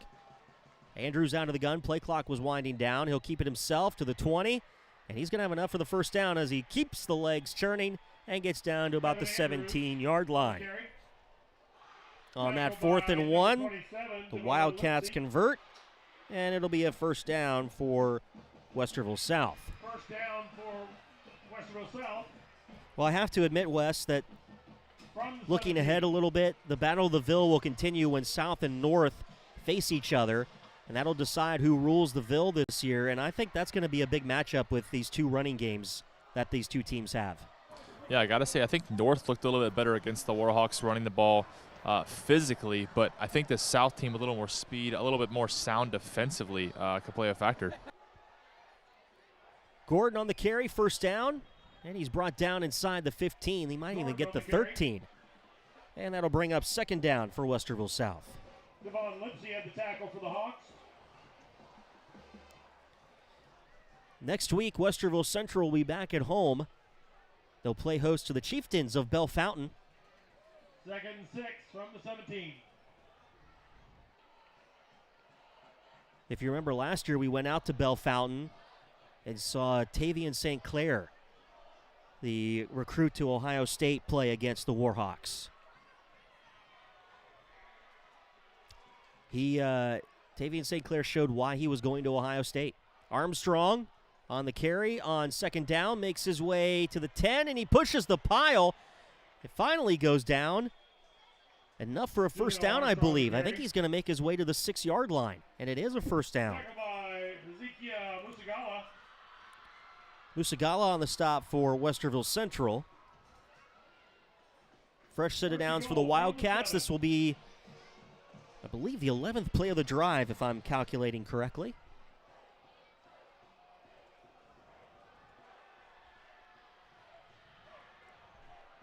(21-0) Westerville South. Clock winding down. 2:37 to play in the game. Andrews out of the gun. 1 receiver all the way out to the numbers far side. They'll run it up the middle. Armstrong the carry. And 3 Warhawks bring him down. That'll bring up 2nd down for Westerville South. Central has their 3 timeouts remaining. South has 2. Ball spotted at the 9-yard line. 2nd and goal. 3 receivers set. Ball near hash mark. 2 receivers to the near side right. 1 out wide to the left. Andrews wants to throw, and he'll be brought down to the backfield for a loss. A couple of Warhawks were there on the tackle. One of them being number 25, Luke Glazer. That'll bring up 3rd and goal for Westerville South. And number 25, Luke Glasser. Oh, I'm sorry. It is dark up here. That is Glasser. I was looking at the wrong name there.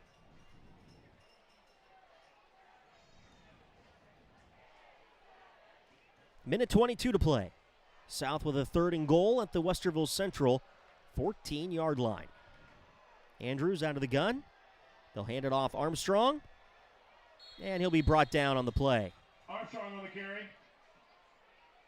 Tackled by number 26, Greg Woods. Greg Woods on the tackle, We're going to have a whistle and a timeout by Westerville Central. Timeout, Westerville Central.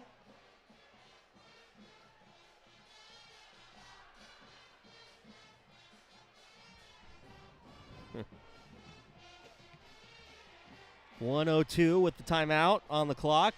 And Westerville South looking at 4th and goal back at the 16-yard line.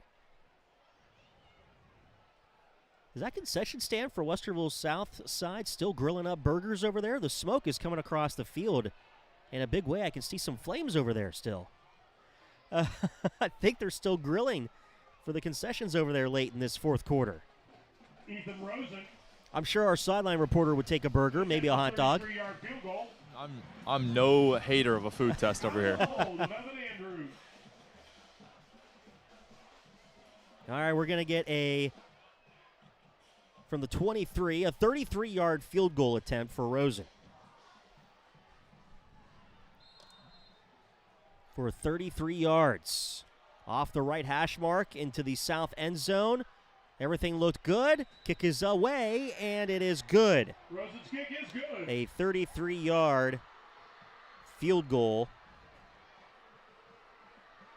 by Rosen.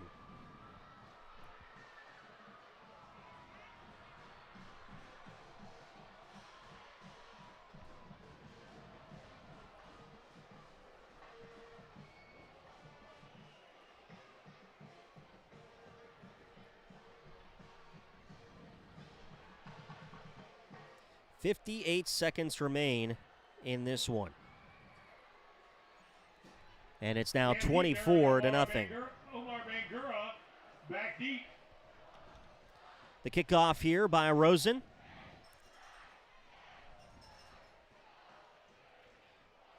Now the Red Army has a push-up board in the student section, and they're doing push-ups for the scores.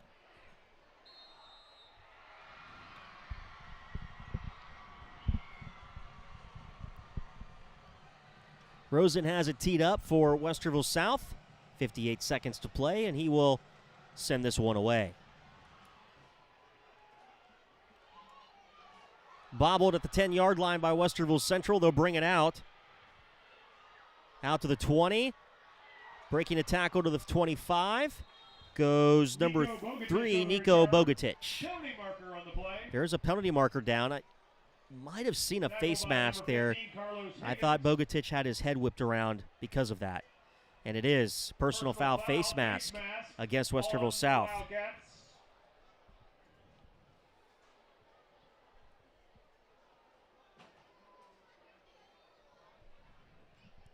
47 seconds remain. And Westerville South, that last possession, they started that drive at their own 3-yard line with 9 minutes and 10 seconds to play. They got it all the way down under a minute with a 33-yard field goal. And now the Warhawks starting at their own 40-yard line. Look at 1st and 10. Miller, the handoff. And that's Omar Bangura making his way to the midfield stripe. Do they give him Wildcat territory? They do to the 48. And that will be enough for a Warhawk first down with 41 seconds to play. That'll be 1st and 10 from the Wildcat 48. At the Westerville South 48-yard line, it will be 1st and 10.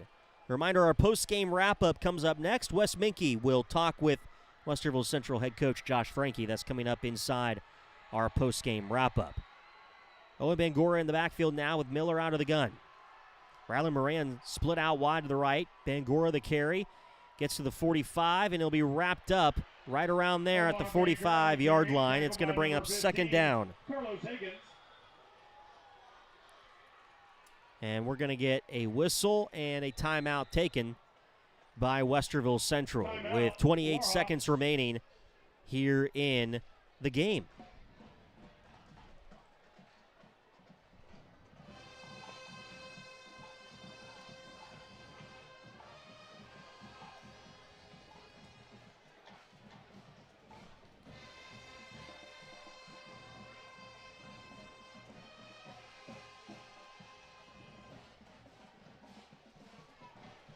Well, Westerville Central looking at the same score from last week. They allowed 24 points then. They've allowed 24 points now. They've allowed 48 points in the season. And they have yet to find the end zone in 2025.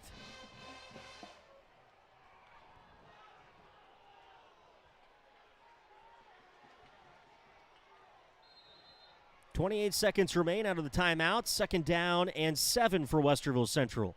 3 receivers to the near side left. Penalty marker flies. It's going to be a false start against Westerville Central. And it'll be 2nd down from behind the sticks.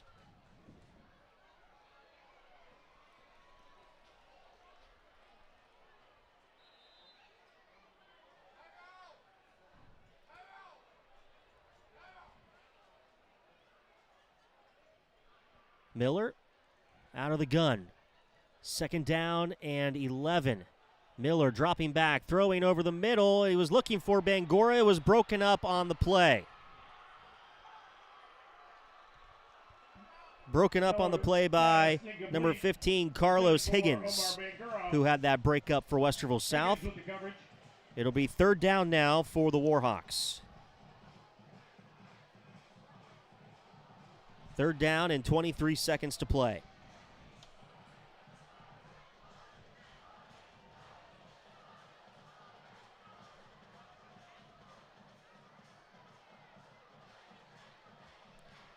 Hebner goes out wide to the right, ball far hash mark. 3 receivers near side left with Bangura into the slot. Miller out of the gun, looking to the near side, throws into the flat, complete at the Wildcat 48-yard line.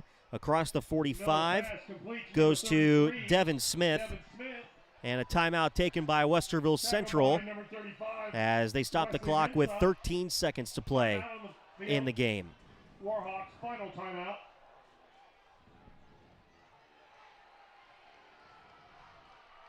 It's the final timeout taken by Westerville Central. Their 3rd and final. A reminder that our post-game wrap-up is coming up next. We'll wrap things up from Warhawk Field. Hear from head coach Josh Franke. That's all coming up in our post-game wrap-up at the end of regulation here. Out of the timeout, Westerville Central will look at 4th down. 4th and about 5 at the Wildcat 43.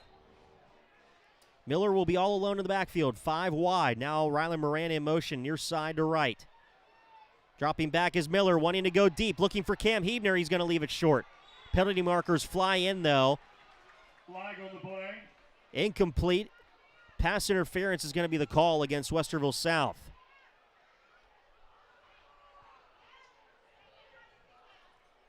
And that will be an automatic 1st down for Westerville Central.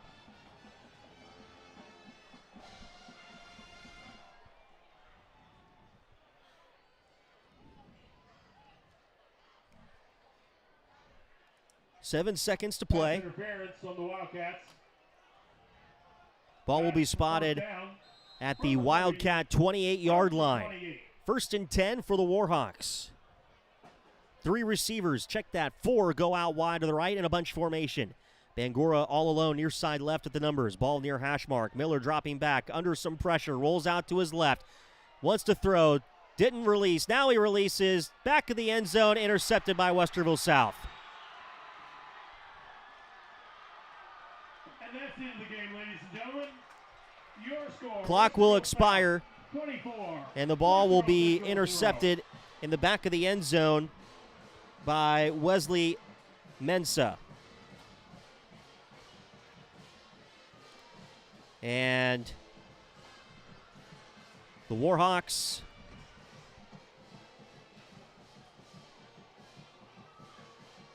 will fall to 0-2. The Wildcats are now 1-1 to a final score of 24-0. Our post-game wrap-up will come your way next. Wes Minke will talk with head coach Josh Franke. That's all coming up next on Central Ohio Sports Network.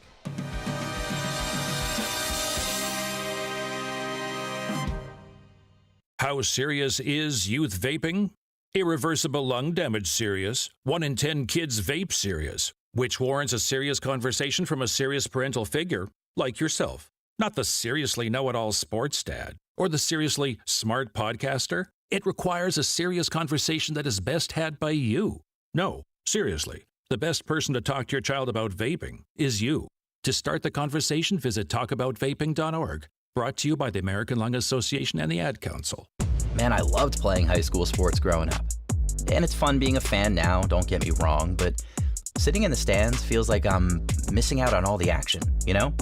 I wanted to get back in the game, so I signed up to be a high school official. It takes me back to my playing days. I'm supporting students, and I get paid to make the big calls. Do you want to see the game up close? Sign up to become an official in Ohio at highschoolofficials.com. Put your phone on D&D, that means do not disturb when you're driving. And when you're going from point A to B, I need you to stay safe, please, so always sing with me. So put your phone on D&D, that means do not disturb when you're driving. And when you're going from point A to B, I need you to stay safe, please, so always remember this beat. Don't drive distracted. A message brought to you by the National Highway Traffic Safety Administration, Project Yellow Light, and the Ad Council. I perform for our high school choir director, who taught me to breathe from the diaphragm and sing from the heart. Speech, debate, theater, music. The performing arts teach valuable life lessons that typically aren't taught in the classroom. They help high school students learn leadership skills that prepare them to enjoy more satisfying, productive lives. Hey, I've got a question for you. Who will you perform for? This message presented by the Ohio High School Athletic Association and the high school in your community. Welcome to Post-Game Wrap-Up on Central Ohio Sports Network. 24-0 your final score. Westerville South with the win over Westerville Central. Welcome inside our post-game wrap-up here on Central Ohio Sports Network. Brent Ford and Wes Minke with you. The Warhawks just had their alma mater with the band and the student section, the cheerleaders, as Westerville South celebrated with the Red Army. And a tough night here for Westerville Central, allowing 24 points up on the board again. Now allowing 48 points in the season to their rivals, South and North. Now they go into week 3, 0-2 for the second straight year. Trying to find some answers will be Coach Frankie. And here in a moment, Wes Minke is going to talk to Coach Frankie. And the postgame here, we'll have him live in just a couple of moments. Westerville Central, tough night, and let's send it down to Wes Minke. Yeah, here joined alongside Coach Frankie. Obviously not the result you wanted tonight, but a lot of positive enforcement, it looks like, on the offensive side of the ball. A couple of guys, the playmakers for you, got the ball, looked good tonight. Kevin King-Foku, one of them, Omar Bangura, another one. Kind of a big factor. How do you kind of take this offensive output and put it towards next week against Bell Fountain? Listen, we need to put it together now. I mean, I think week 1 you saw a lot of improvement since week 1, and then now we're in a situation where, you know, we just have to put it together and finish drives. And that's where we're at now. Last week we couldn't get any drives together, and now we got to put it together and finish drives, not shoot ourselves in the own foot. You know, I mean, we get down here on the goal line, we got to be able to punch that in. You know, we're desperate for points. Hopefully we get the monkey off our back next week and get in the end zone. But I think it's. You feel like we're so close to just popping at the seams. But like you said, tremendous improvement from last week. I hate to take away, you know, small victories, but it's definitely a large improvement. Yeah, you mentioned as well long drives. Both sides of the ball kind of look like point of emphasis was definitely time of possession. 17-play drive for you guys, your second drive out of the third quarter. Kind of ran all the way into the fourth quarter. Long drive, obviously couldn't punch it in, but how does that kind of help you with the ground and pound game moving forward on this offense? At least it looks like it's more improvement. Listen, we had tremendous push. I think we had a ton of holes that were opening up. You know, Kevin King wasn't getting even touched 7-8 yards down the field, and it's just we got to finish those drives.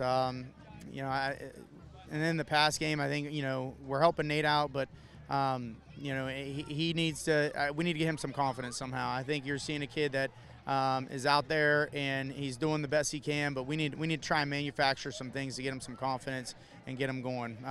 So he's a heck of an athlete. He's not even playing close to what his potential is, and I think as soon as he starts clicking against comfortable, we're going to be pretty good offensively. Thank you for your time, Coach. Back up to you, Brent. Thank you, Wes, as Westerville Central falls to Westerville South by a final score of 24-0. And Coach Frankie there trying to find some of his answers, and unfortunately, like he said, it seems like they're right on that cusp. They're going to eventually break through those seams and try to get some positives that come out of this. Our post-game wrap-up will continue next as we wrap things up from Warhawk Field after this on Central Ohio Sports Network.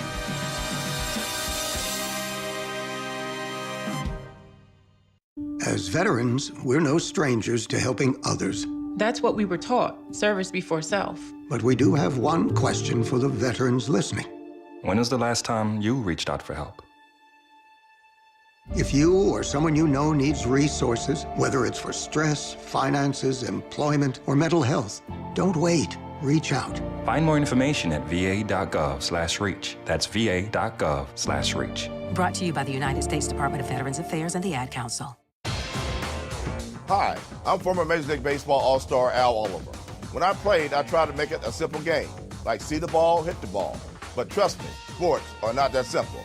Try to remember that when you watch an interscholastic athletics contest where everyone is trying their best in a game they all love. So please be courteous and set an example that reflects positively on your school and community. Let's remember to respect the game. Check the back seat. Check the back seat. All right, come here. Check the back seat. Gets in your head, right? Good. Because every year, dozens of children are forgotten in the backseat of a car by a parent or caregiver. All never thought it could happen to them. But with changes in routines, distractions, or a sleeping child, it can happen to anyone. Parked cars get hot, fast, and can be deadly. So get it in your head. Check the back seat. A message from NHTSA and the Ad Council. Cats are masters at using up their 9 lives, like chasing laser pointers into walls or jumping onto high shelves. But the one thing cats never do, text while driving. So be like a cat and protect your one and only life. Don't text and drive. Don't drive distracted.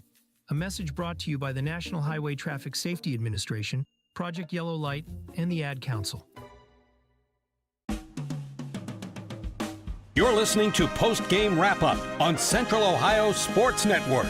24-0, your final score. Westerville South with the win over Westerville Central. Back inside our post-game wrap-up, Brent Ford, Wes Mickey, as the Warhawks fall in this one by that final score of 24-0. And Wes now made his way all the way back up here atop the nest as he gives a little wave to those viewers on YouTube. Wes, this game, a lot better than last week, and the scoreboard may not show that. And a lot of the reports that come out over the night and into tomorrow, they're going to just say, oh, Westerville Central blown out again. But that's not quite the case. I really do believe that Westerville, I think Coach Frankie said it, they're busting at the seams. They're about ready to make some big plays.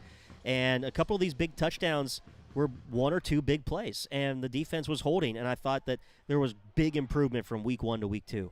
Yeah, I think you take away 3 plays on South offensively, and that's probably 140 of their yards. 91 of them came on that one big pass play and the 2-play drive where they scored another touchdown. So you take away those 2 massive plays, and it's a 7-point game. So you really got to look for Central. I think take away those positives offensively and defensively. Offensively, 17-play drive, moved the ball all the way down the field. We're so close. Almost had Kajai Johnson punch one in, like I said. 2 different plays, but just that one little play, one little minor miscue, and it's been costing the Warhawks big time. 24-0, your final score. Big thanks to Wes for joining us inside the broadcast tonight. Big thanks to Coach Frankie for his time during the game as well. And thanks to Coach Callen of Westerville South for his info coming into the game tonight, too. And now we get ready for Week 3. Westerville Central will be back at home to play host to the Chieftains of Belle Fountain. We'll first lead it off with the Josh Frankie Coaches Show on Thursday evening at 6 o'clock. Find where we'll be at on social media, but that comes to you at 6 o'clock from our social medias, platforms, and our audio stream as well. We'll have all of that coming up on Thursday. Look for all those social media pushes. For Wes Minkey, I'm Brent Ford. One last time from Warhawk Field, the Wildcats get the win over Westerville Central 24-0. This has been the home of the Warhawks, Central Ohio Sports Network. This has been Post-Game Wrap-Up on Central Ohio Sports Network. The preceding has been a presentation of Central Ohio Sports Network and may not be rebroadcast in any fashion without express written consent from Central Ohio Sports Network. Central Ohio Sports Network is not affiliated with any school district. For more information on Central Ohio Sports Network or how to advertise or sponsor with COSN, please visit cosnaudio.com. Central Ohio Sports Network. Sports coverage by the fans.